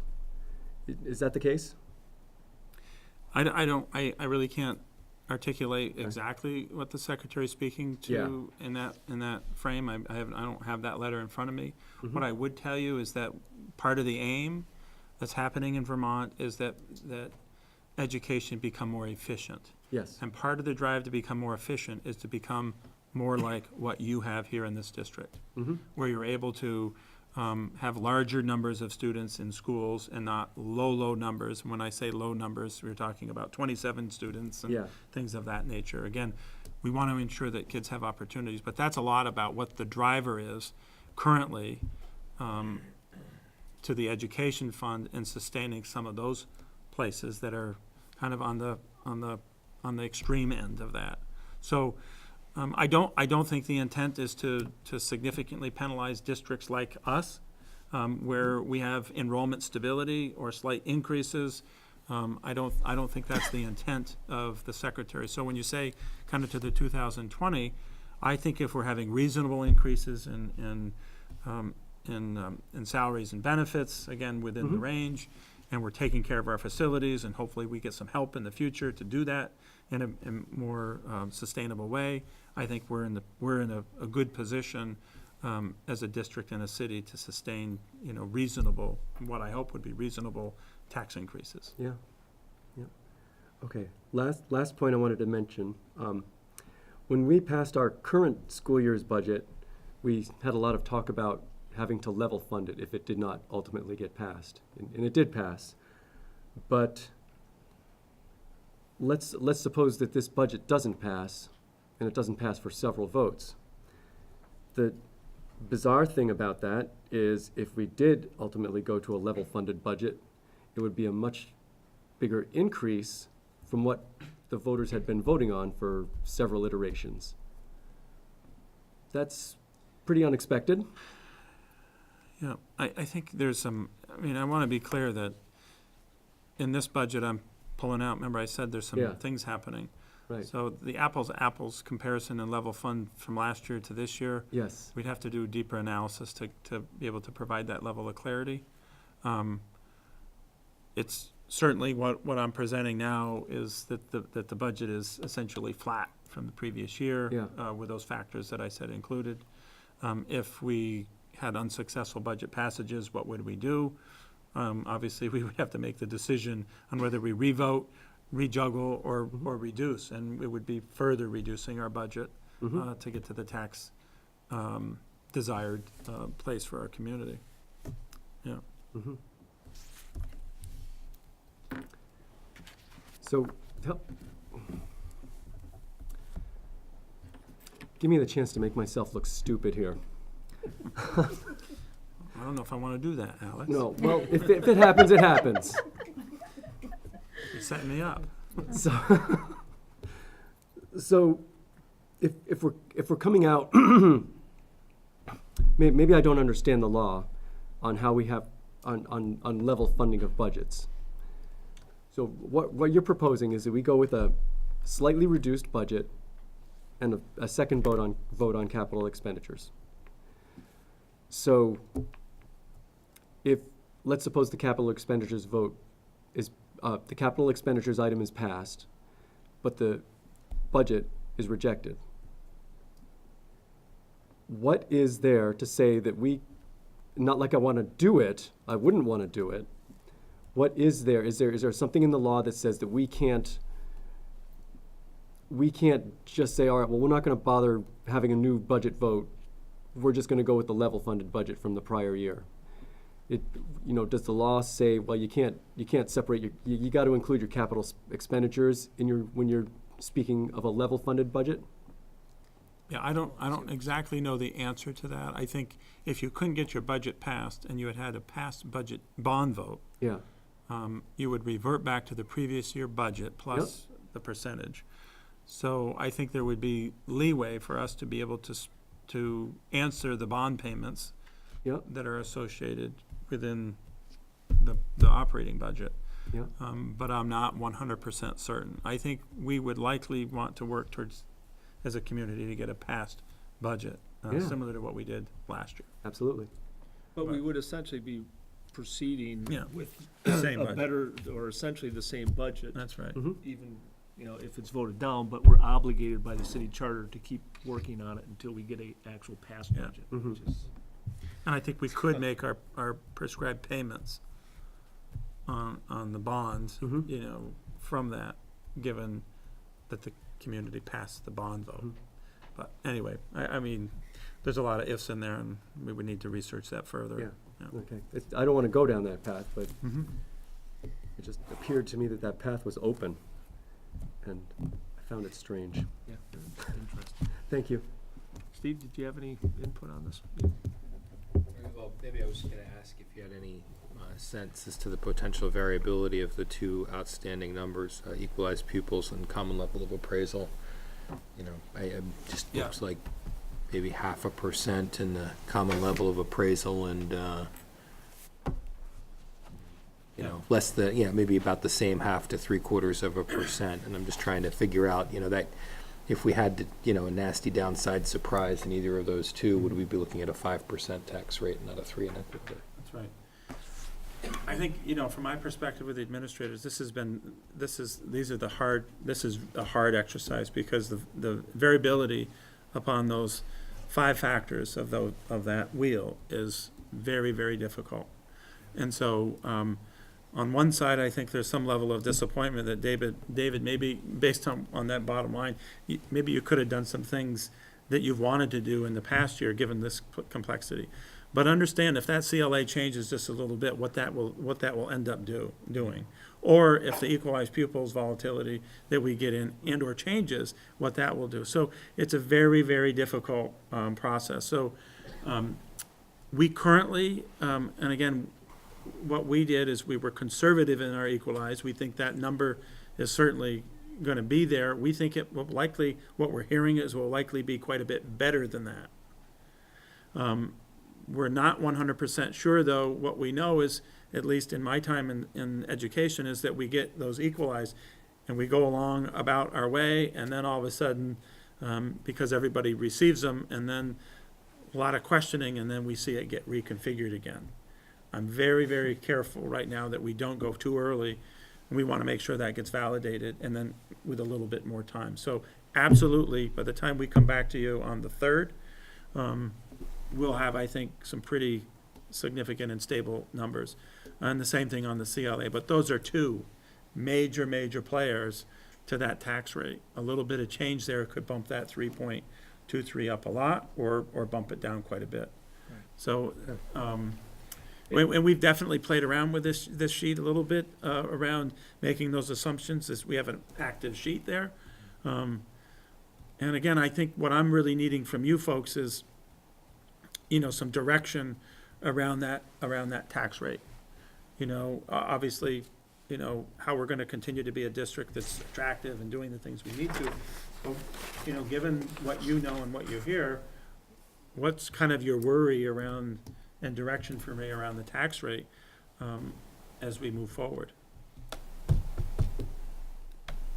I mean, I think that we drive this by the budget that we need to continue the education product we're delivering, especially when we're able to say that it's a reduced budget from last year. Because there are other things out of our control, and where those things fall. I mean, I think that's what, I don't want to present to the community a budget that is degrading the product that we're providing, the public education that we're providing. If the community sees that we're providing the same budget, the same offering, and we're actually providing at a level funded or better budget, and it results in a 4% increase or whatever, I know it's 3.2 now, they need to have that decision, I think, is my view. Okay. That's my one I of. completely agree. It just feels like we're approaching this from completely the opposite direction this year than we did last year, in terms of looking at that, trying to engineer that number as opposed to making sure that we have the right initiatives in place. And I worry about that. I know that we're all bruised by last year and having to go back so many times, but I still think that process was the right process, really looking at what we wanted for the kids in this district, and then, working to convince taxpayers that that's what we needed. And I know it's daunting, but it's, I think, what we need to do. I had another question, if no one else has any other questions, which is what the Citizens Budget Advisory Group, what their thoughts were. I don't want to put anybody on the spot, 'cause I know some of them are here, but just sort of what advice they were giving you and what you were hearing from them, because the truth is, people don't really talk to me about all this stuff. You seem to think that we're all out there, hearing a lot from people about, very specific things in the budget, until it's actually budget voting time. I don't hear a lot from Yeah. people outside. And I don't committees. I don't wanna speak for them, we have both Dan and Diane here. You know, a lot of it was getting out information, again, we've had a couple meetings, this was, you know, a lot of information similar to what you have. There was a fair amount of dialogue and just presentation, clarity, jargon, et cetera, that came out. I think the other thing that came out is that the volatility currently that exists in the state, you know, they're certainly recognizing that, and the tax rate variability is there, and I think the liabilities are there too. You've heard from some of them around the volatility of tuition, and now the volatility of equalized. And so I think there is a general consensus amongst the group around beware. And so as much as I would like to dream and do more, I'm worried about setting ourselves up for the next year that could be really, really traumatic, either by going too low or going too high, or assuming certain things that we maybe shouldn't. So there was kind of a word of caution based on that volatility. I think generally supportive of, they're generally supportive of what we were putting forward. I think it, to your point, I think it will be helpful for you to see kind of what we're wanting to keep in from the previous conversations and what we've not done. I think your analogy, Bridget, to being bruised from last year is a good statement. We definitely are bruised from that, or aware. And I think the other part of that is, I would say we are aware, because the conversation around the state has been, from the very beginning, based on that property yield, it was going to be an 8-cent increase. And what I know from living in the community and listening is that people do not have that level of resilience to be enduring a significant tax increase. So kind of the bruise coupled with kind of the awareness, coupled with wanting to do it, has kind of brought us in, I think, to where we are today. Again, I say that with receiving the good feedback that we can bring back to you. All right, so before we go to the public, Arnell, did you want to weigh in? Do you have any questions in particular, or? I mean, I just had a couple things because I'm kind of like a student perspective, a lot like the community. I was going to ask in general about what happened yesterday, if you did get advice. And then the Munson Field thing, I like the point you brought up about how it does bring in a lot of revenue, and adding a public facility like that for restrooms, which me personally, I go to a lot of games, I think that would bring in a much bigger crowd, and I think that would add money. I mean, I don't really understand that too much, but I think that would be really important. And I think since this year it seems like we aren't really putting in a lot of money to look for longer term things, it's more just sustaining. I think that is something positive if people saw it, that would help. And then the other thing, just, you know, kind of for me is, it seems like this tax increase is a lot of things, though, like that we can't control. And I know Mr. Young and I talked about this on Friday morning. So when we do go out and kind of like campaign this budget, how would we, and like for me specifically, how I could get that perspective across, or that idea that it's not really us, it's the state that's increasing this. So, you know, how would we kind of go about that? Because I know people are immediately going to jump and say they're not going to understand that and whatnot. So you see what I mean? Yeah, I think those talking points are really important right now. As I said, I think we want to be careful. I mean, we're all part of the same state, but the factors that are being driven to sustain some of the programming around the state is part of what's driving that increase. So we're all kind of sharing to sustain those programs. And so those are certainly factors that are at play. Yeah. But again, as we said in the narrative, there's a piece of it we own, and there's about 3.22% of that tax rate that we don't have direct control over, right? Our board isn't voting on those things, so that's really, I think, the message that we're getting out. And again, we do hope other communities are making good decisions for their students, and those are some pretty tough decisions for some of the communities on whether to keep open or close or offer or not.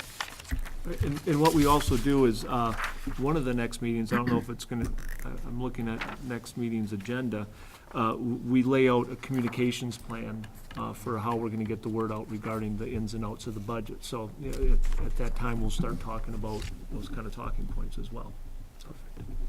Great. Anything else? That was it. Any comments, input from the public? Questions? Dan?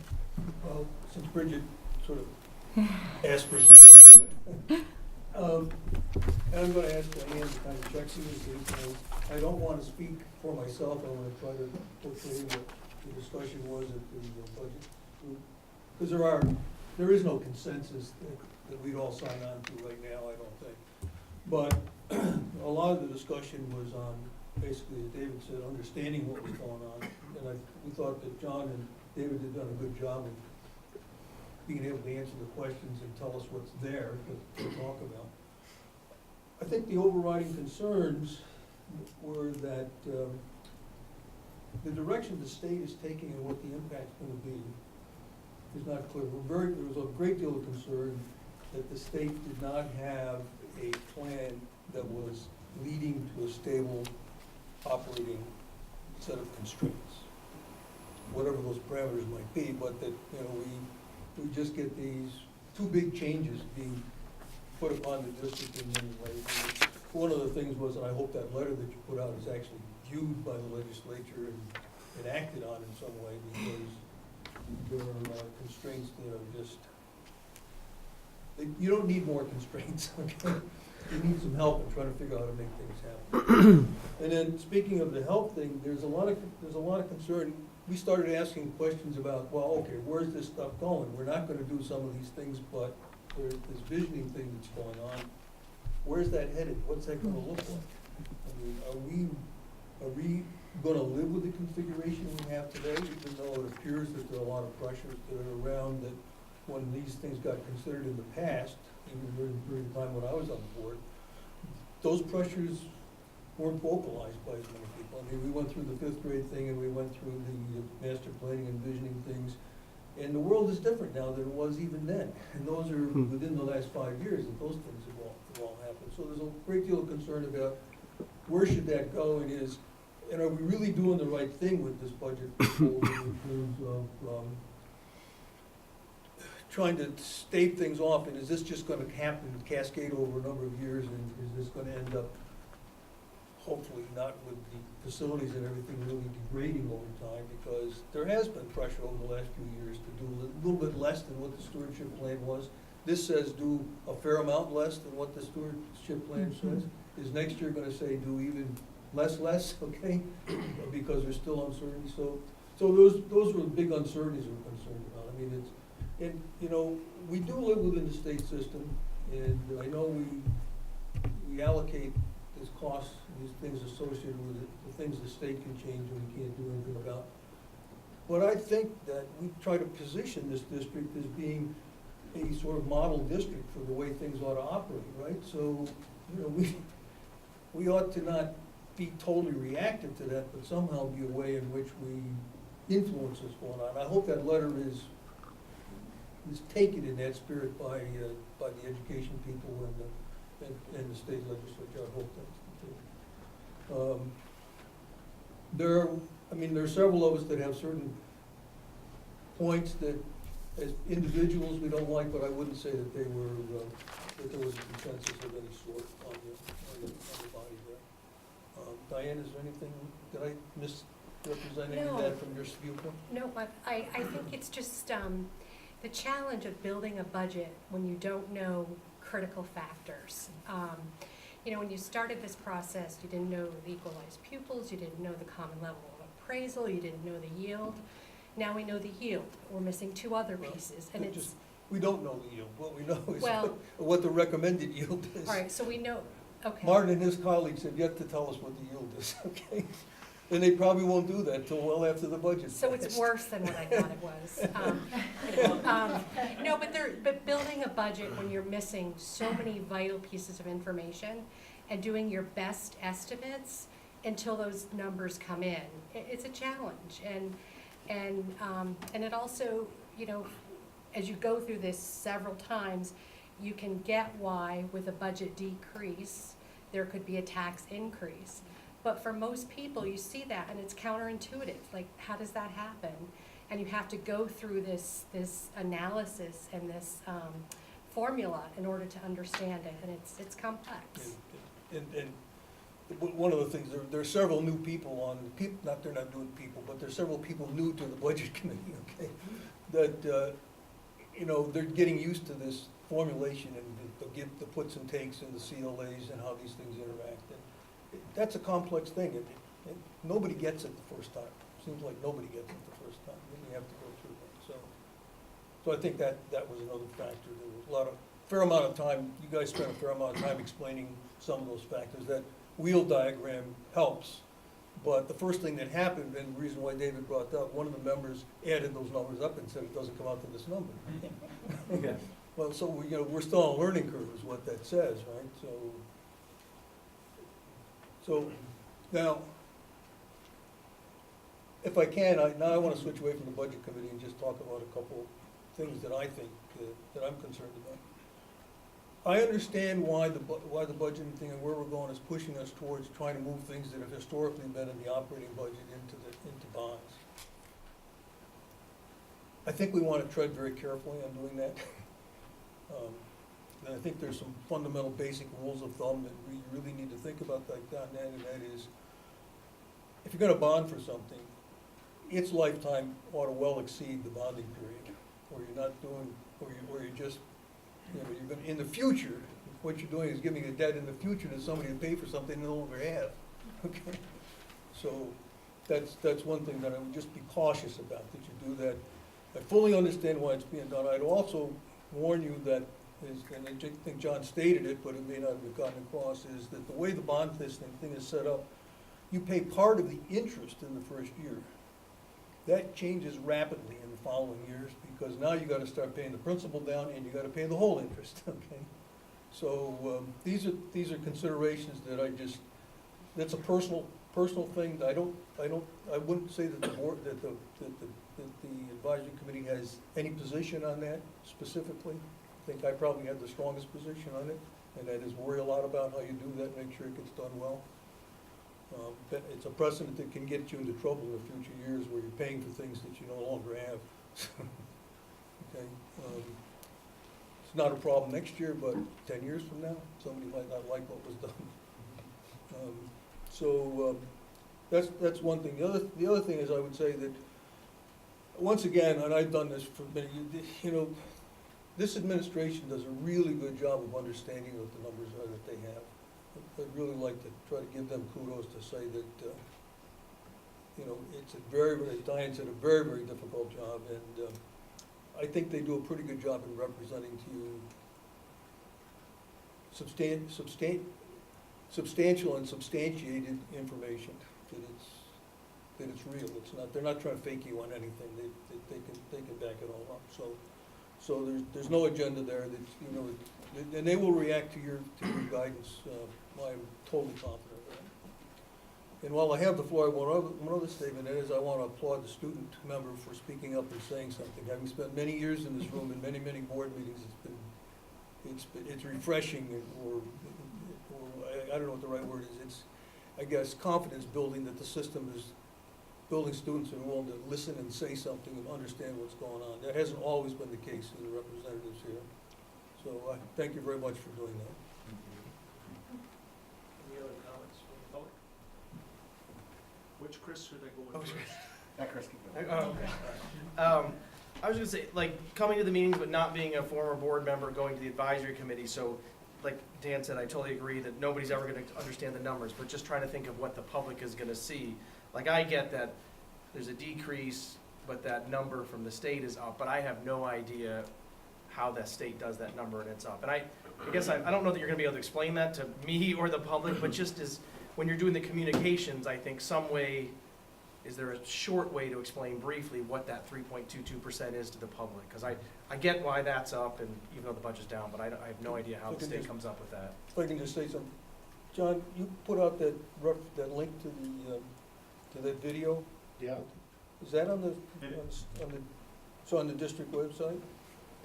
It was supposed to be out there. I don't know if it's there right now, but I could send that to whoever wanted it. I think sure there's a video out there that would be very helpful. But even like on the short Yeah. other, because last year, and like I got bruised and it was bad, everybody's like, oh, shady numbers, they're doing tricky things. So just really, I don't know, my opinion is to explain that number the best you can. And then the other thing, maybe I'm just trying to think of things that the public may say. Like, I think, I agree, with coming at it from a different angle that you guys have to this year. And so that first number is a decrease is good to the public. Like, listen, we tried and we came up with a decrease. But I just was worried when I was listening to it that they're gonna say, well, you couldn't level fund. Last year when we talked about level funded, it seemed like it was gonna be horrible and the end of the world, and like, how are you doing it this year? And I know you've done it, so really explaining why we couldn't do level funding last year in a sense, but this year we've made some changes that can do level funding. And then I was gonna say, I totally agree with Martin and Arnell. I think that, again, around last year, people love their co-curriculars, but I'll call them the athletics and the Friday night lights. Not that we're Texas football, but I think if that bathroom is in there, that gets a lot of the community out to the sports games and stuff. And I think they're gonna, and I'm not saying that's right, but I think the community's gonna see that, and they'd be more likely to the bond if there's that tangible bathrooms where a lot of people go to the games. So I think that is a good thing to keep in there, even though it is a big expense too. That's it. Just a couple of comments. One, the amount of detail and the information is great. We give credit to the administration and the committee. I think we're way ahead of where we were last year from getting information out. And not to really kind of hit on my main point, so not to belabor it, but it really feels like for 2 years in a row we're sacrificing looking at what do we want to add. Personally, I'd love to see 4 language in the elementary schools, and we're not even having that conversation this year. Where last year I felt like we had this huge list of things we'd like to see added, and it seems like we're not having that discussion. Granted, I understand the environment around it, but just something for us to keep in mind. And then my punishment for letting the other Chris go first is he stole my point around the property yield. I think it's going to be important for people to understand what that is. If we're saying we're reducing what we're spending here, in our budget, but this factor we don't really control is coming from the state is causing us some pain. Being able to really explain what the yield is, I think, is going to be important. So if we have a video, if there's other ways we can get that out, I think the more we can try and help educate the community, the better. Not everybody's going to take advantage of it, but the more we can do, the better. So real quick, vtvsba.org. You're talking about the Vermont School Board of vtvsba.org is where that video. It's like it's on the Budget front 101 or page. something Yeah, like it's, I think on the. I think we should put it on the Facebook page. Yeah, we'll do- I think yeah. a lot of people who would go and look at a video like that would be on the Facebook page. We actually thought about playing it here tonight. Oh, exactly. 12 minutes long. But then you thought that David was going to talk too long, so you said you're going to cut that out. Yeah. It's as good as anything I've seen. I'm trying to- Alex had a comment as well. Yeah, let me try and take a stab at explaining, why we have the decreased budget and the increased tax rate or prospect. Is it fair to say that the state is offering less aid to school districts this year? And sum it up in that sentence, just in that sentence?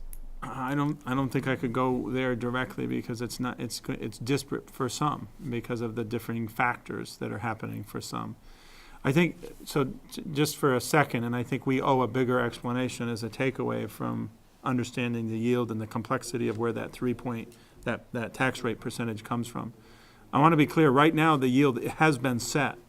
Mm-hmm. The yield has been set and it's not going to change until the legislative session, likely towards the end, if it changes at all. And likely they don't do a lot of that changing. So I want to be clear that the yield is kind of set right now. So if I was a school district X thinking, oh, I'm waiting for that yield to change to be more favorable for me, that's not going to happen right now. They've told us that's the yield, so you need to make that happen.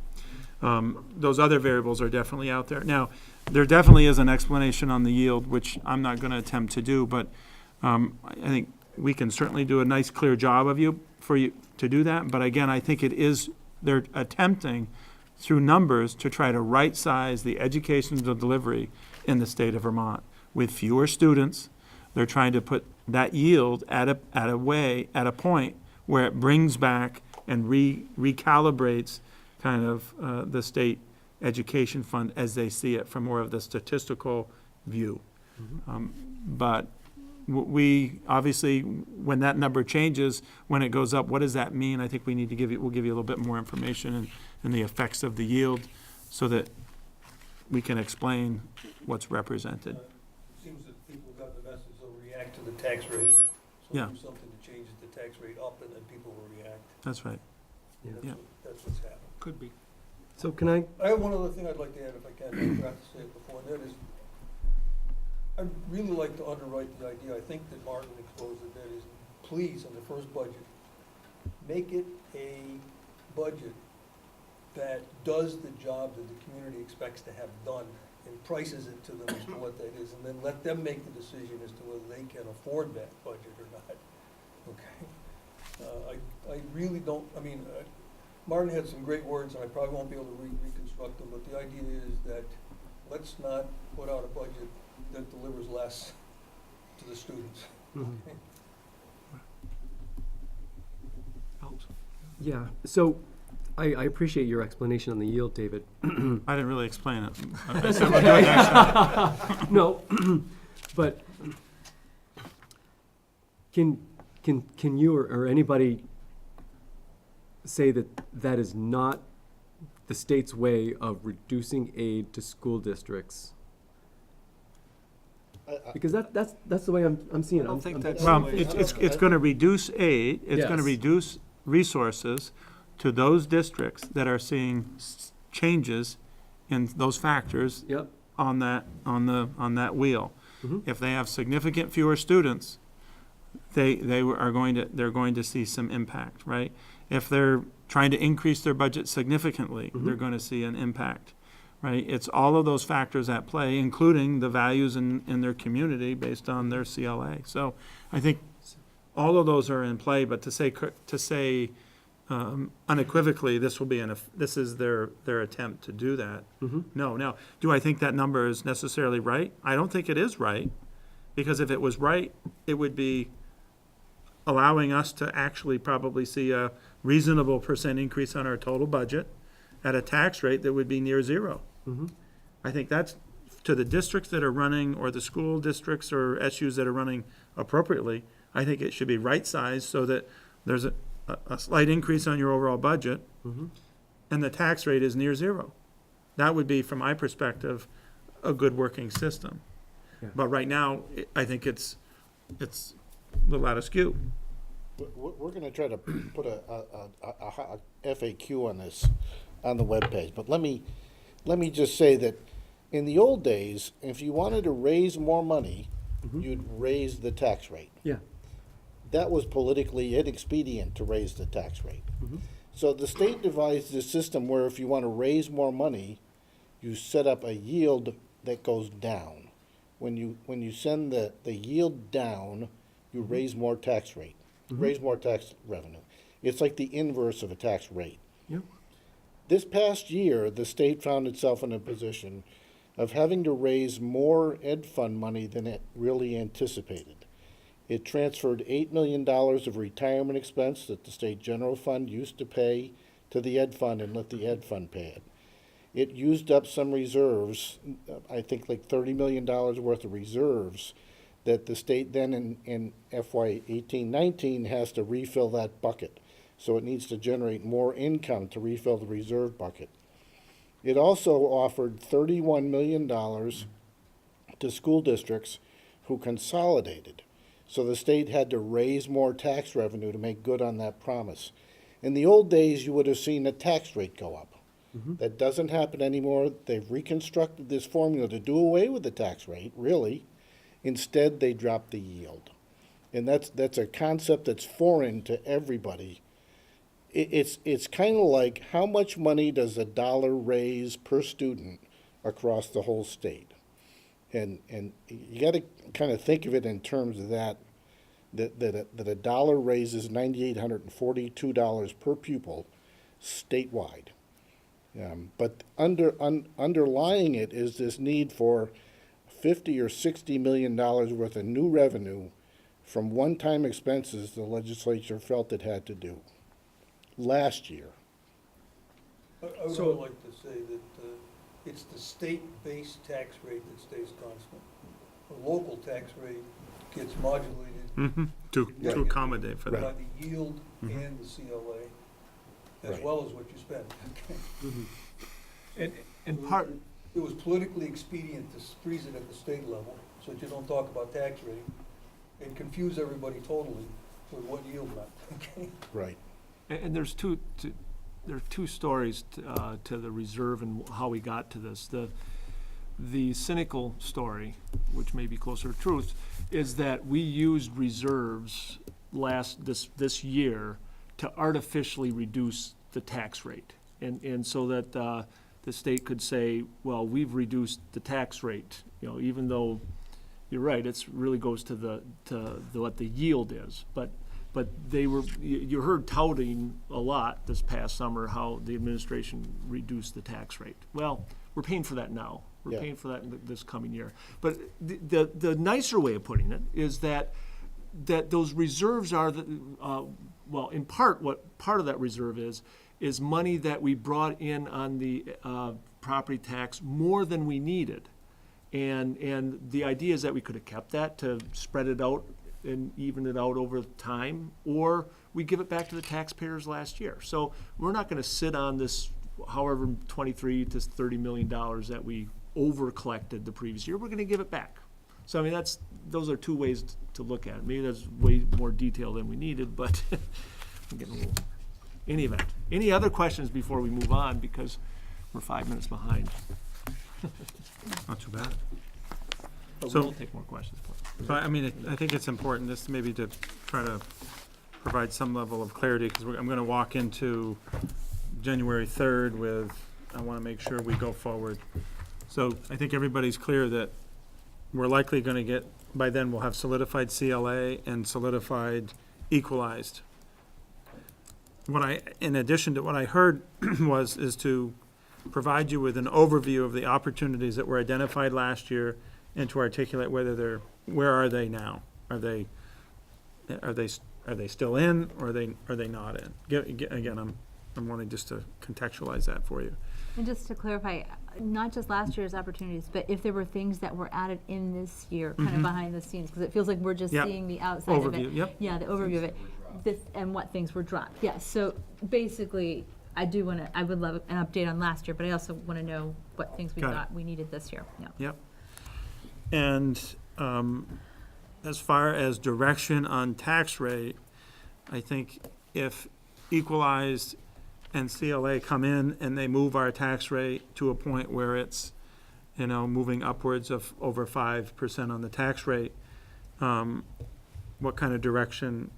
I'm wanting, I need a little bit of guidance here around, if equalized come in, again, I'm gonna look to along with the administrators, to put forward a program that I think is moving us forward and sustaining the practice, similar to what you said around making sure.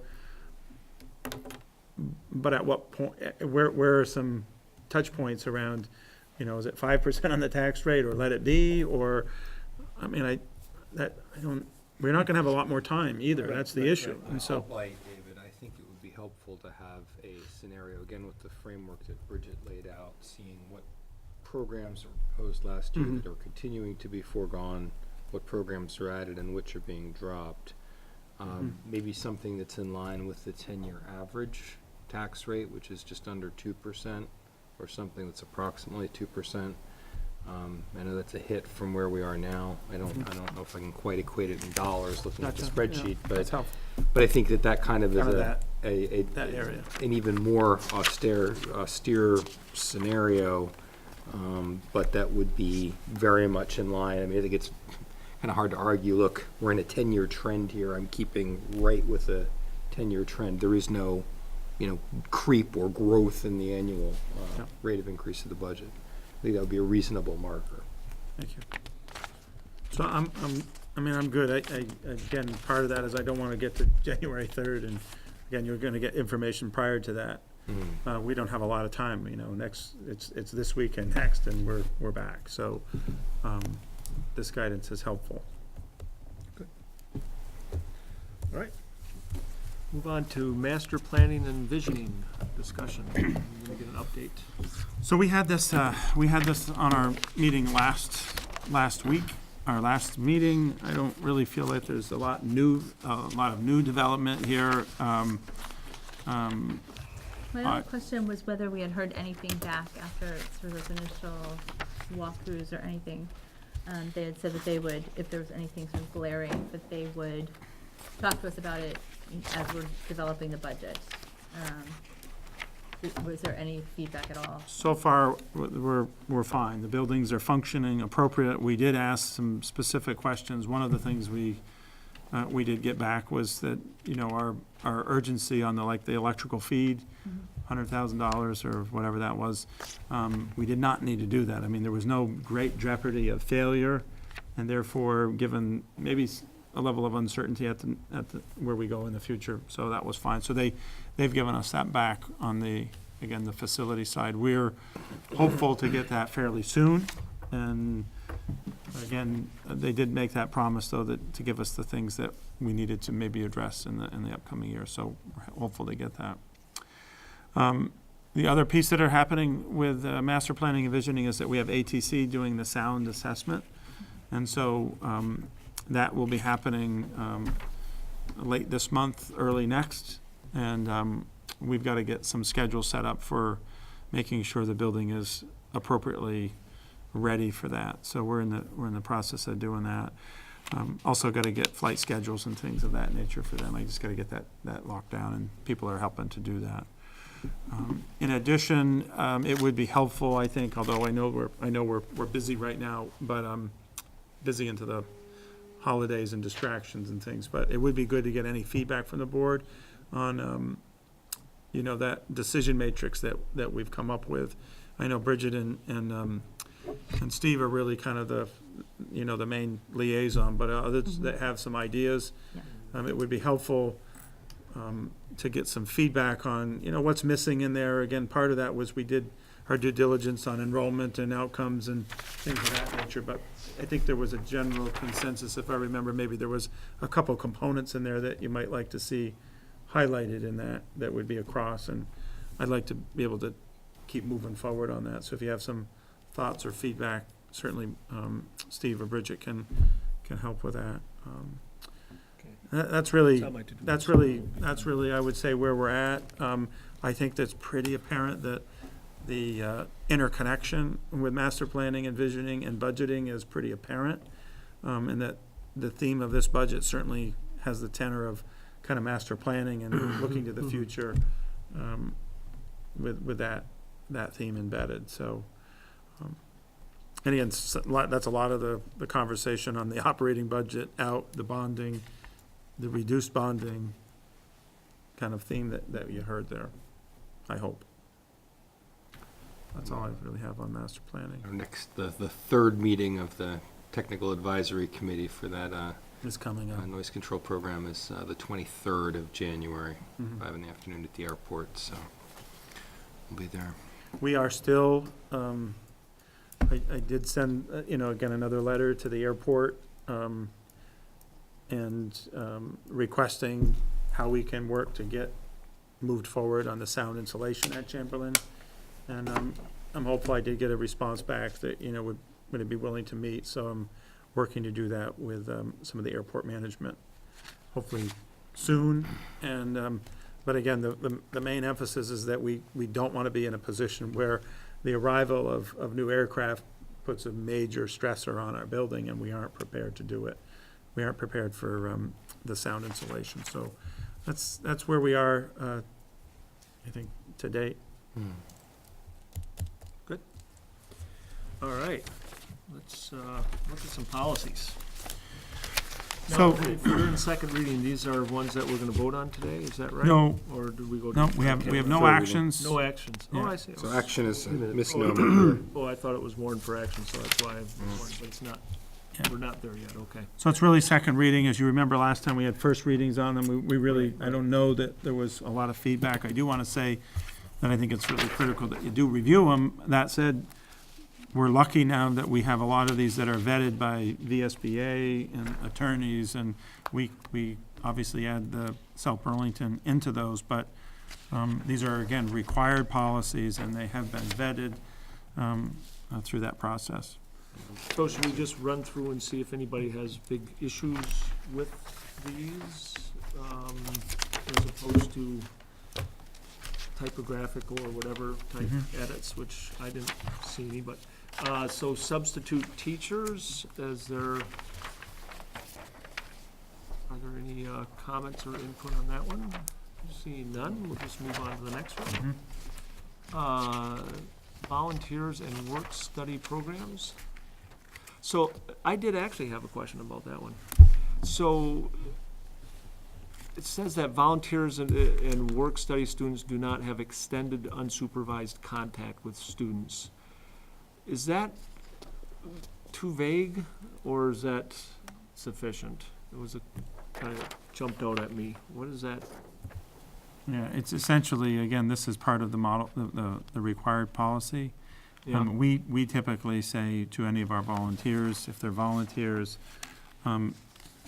if we fingerprint them and put them through the criminal backgrounds and record checks, there's more flexibility. Your mentors, for instance, you might Right, put into the area of a volunteer, they're not paid, but we have specific expectations around fingerprinting and background checking.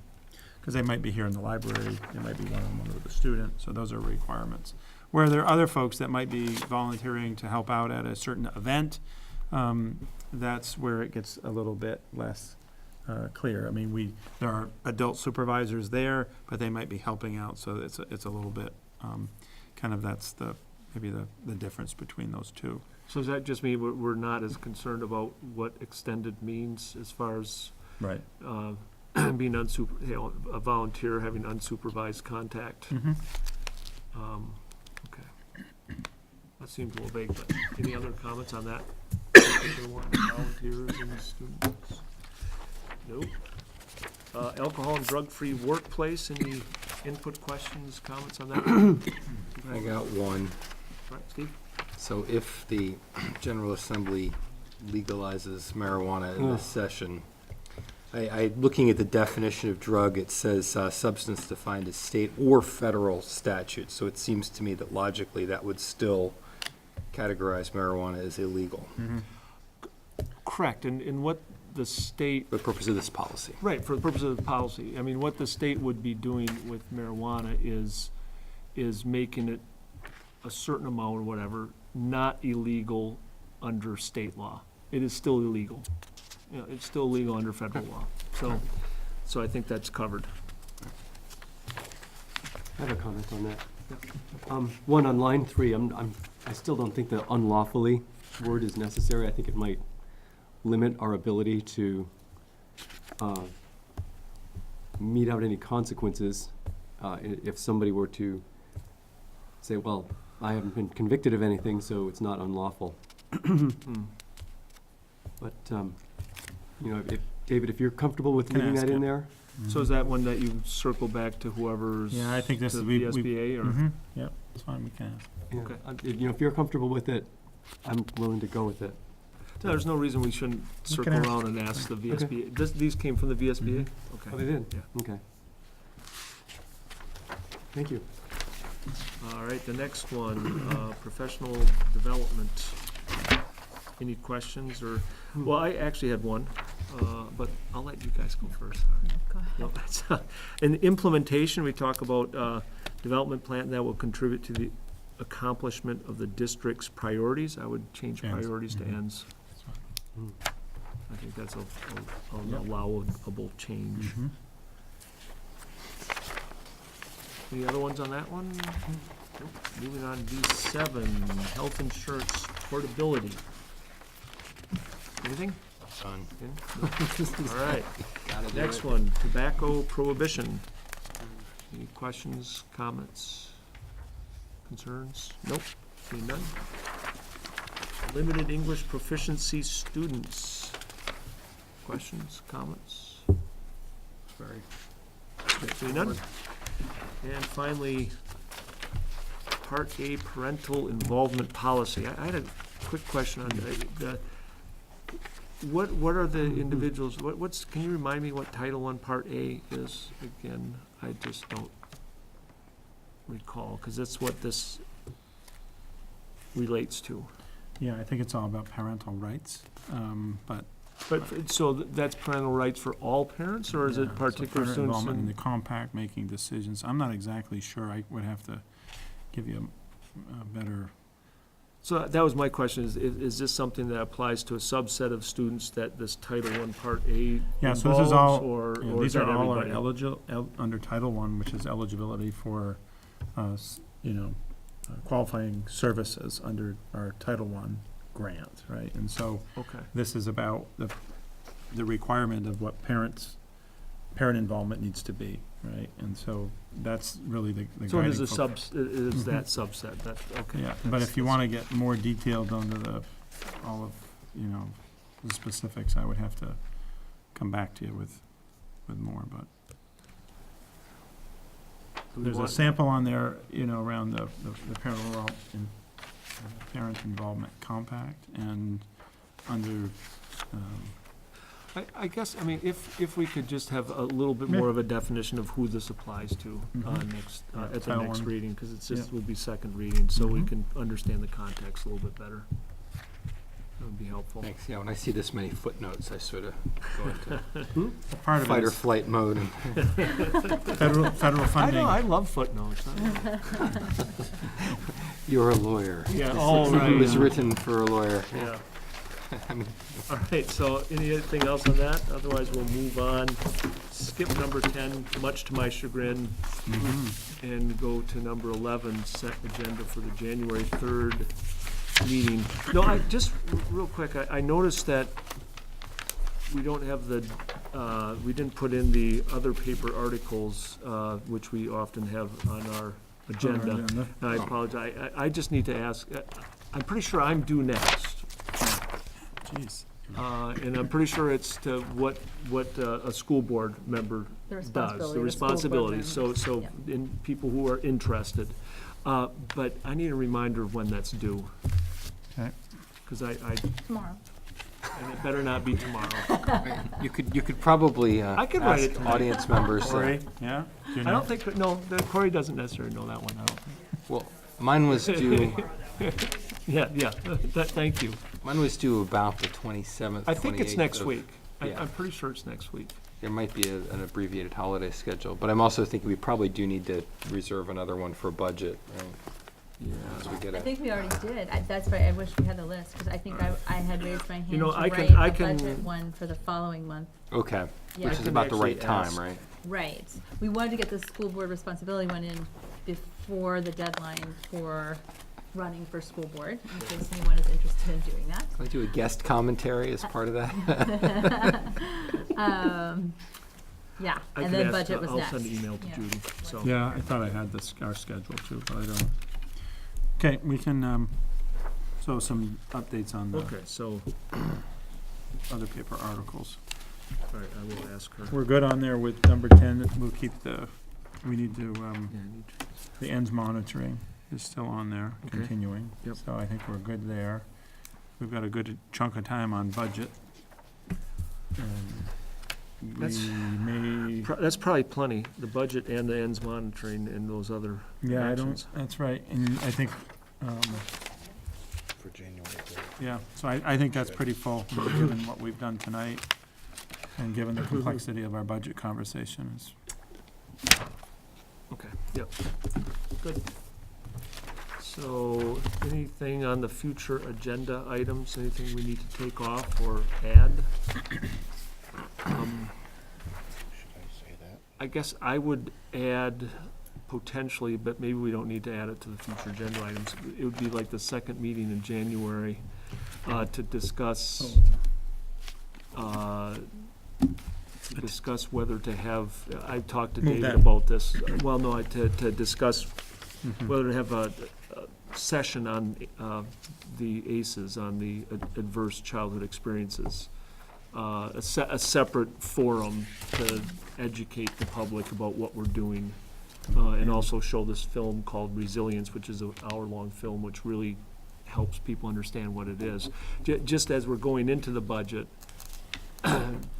we are working on this particular issue, trauma-informed education. So I'd just like to talk about Nice. that, but probably not until later January. So So, in line with that, we need to talk about that second January meeting, because I think we have some conflicts there. According to, I think, right, Delana, we had some concerns on Can everybody make the second Nope. January I meeting? will not be here on Right. the 10th. I was going to participate by phone if possible in both the 3rd and the 10th. Okay, And we had talked about that, and I think, I Right. thought we had kind of come to the Just keep it, right? conclusion that, yes, that we moved this one so that I could be here. And then, we were not going to move that one because it just didn't work, because basically Friday night was the only time that we could move it to, and that wasn't gonna work Right. for anyone. So, yes, my understanding was that I was just gonna be participating remotely in those 2 meetings. so that was the January 3rd meeting, It was the 10th. the 10th meeting? Yeah, I'm not gonna be at either, but the 10th was when we had discussed potentially moving because it would be better for all of us to be here to approve the budget. Mhm. Right. Now, the other thing we have going on is we have a Monday, which you can make note again, is January 8th, legislative lunch. Mhm. And then we have a steering committee meeting the 18th. Is that wrong? 24th, I think. I don't know, I sent it out. Yeah. They did send it out. Yeah, it was on my last. I can look back.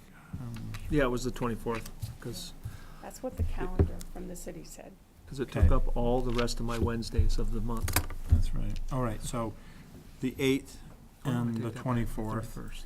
But the board meeting on the 10th, I think one of my worries is, I want to be really careful not to move like our prescribed Wednesdays, because I worry that particularly during this period of time, that people are going to start to think, oh, we're moving days around and what days I wasn't available, Yeah. et cetera. So I'd like to try to hang on to the 10th and not move it.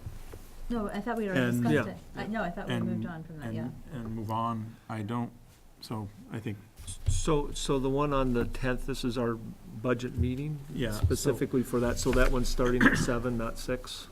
right, I think we don't need an executive session unless Okay. something comes up, but we would just keep it at a 7 o'clock start. Good.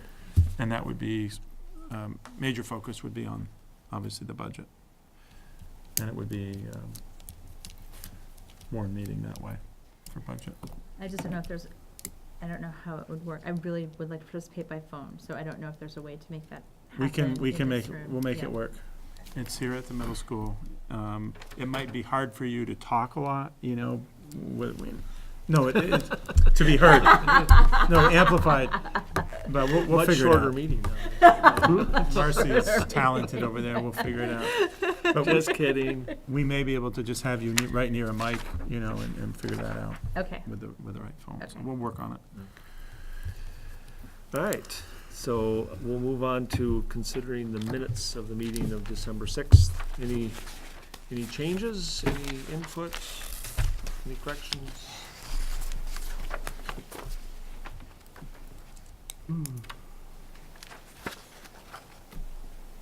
Substance, seeing none, by consensus, the minutes from December 6th are approved. And now we're on the health reimbursement arrangement plan document with Future Planning Associates. David, if you can.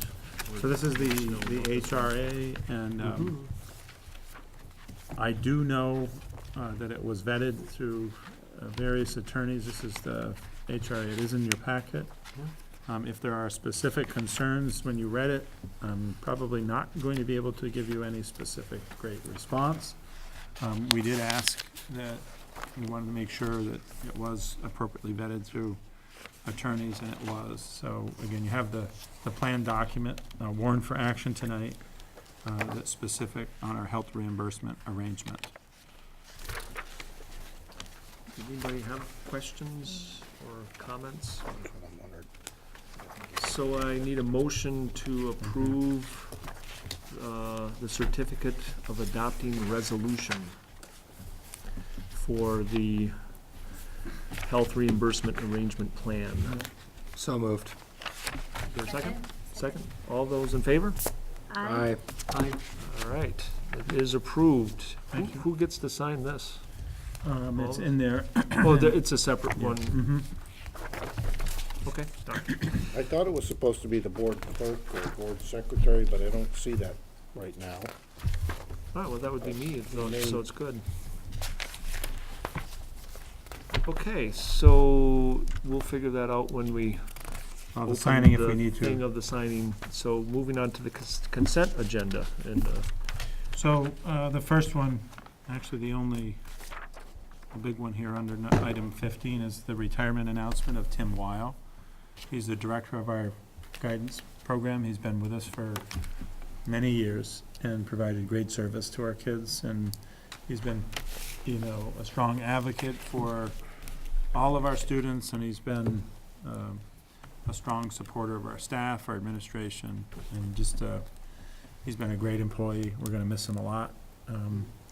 He's struggling with that decision too, when you kind of come to that point, but we're happy to have had him on staff, and we're happy for him in the future as well. So I'd love to be able to just make sure the board's able to also render a note of appreciation. yeah, somewhere. absolutely, Mhm. absolutely. We'll miss them. Yeah. All right, any other questions on the consent agenda? Nope. Moving on, any questions on accounts payable order 2021 or 22? Seeing none, we'll move on to the accounts payable order check to Howard Center in the amount of $205. This one seemed higher than it It is. usually is. Yeah. Yeah, part of it is just the way in which the billing comes in, so it's, I know that you guys would really like cyclic, you see kind of, but that's just not the way that happens. In part, we also have students that are in need at different times too, so that has some of that variability as well. So, it is recognizably high. Well, it looks like there's a quarterly payment. I'm sorry. Just a question. I don't know if these are people's last names or students' last Yeah, names.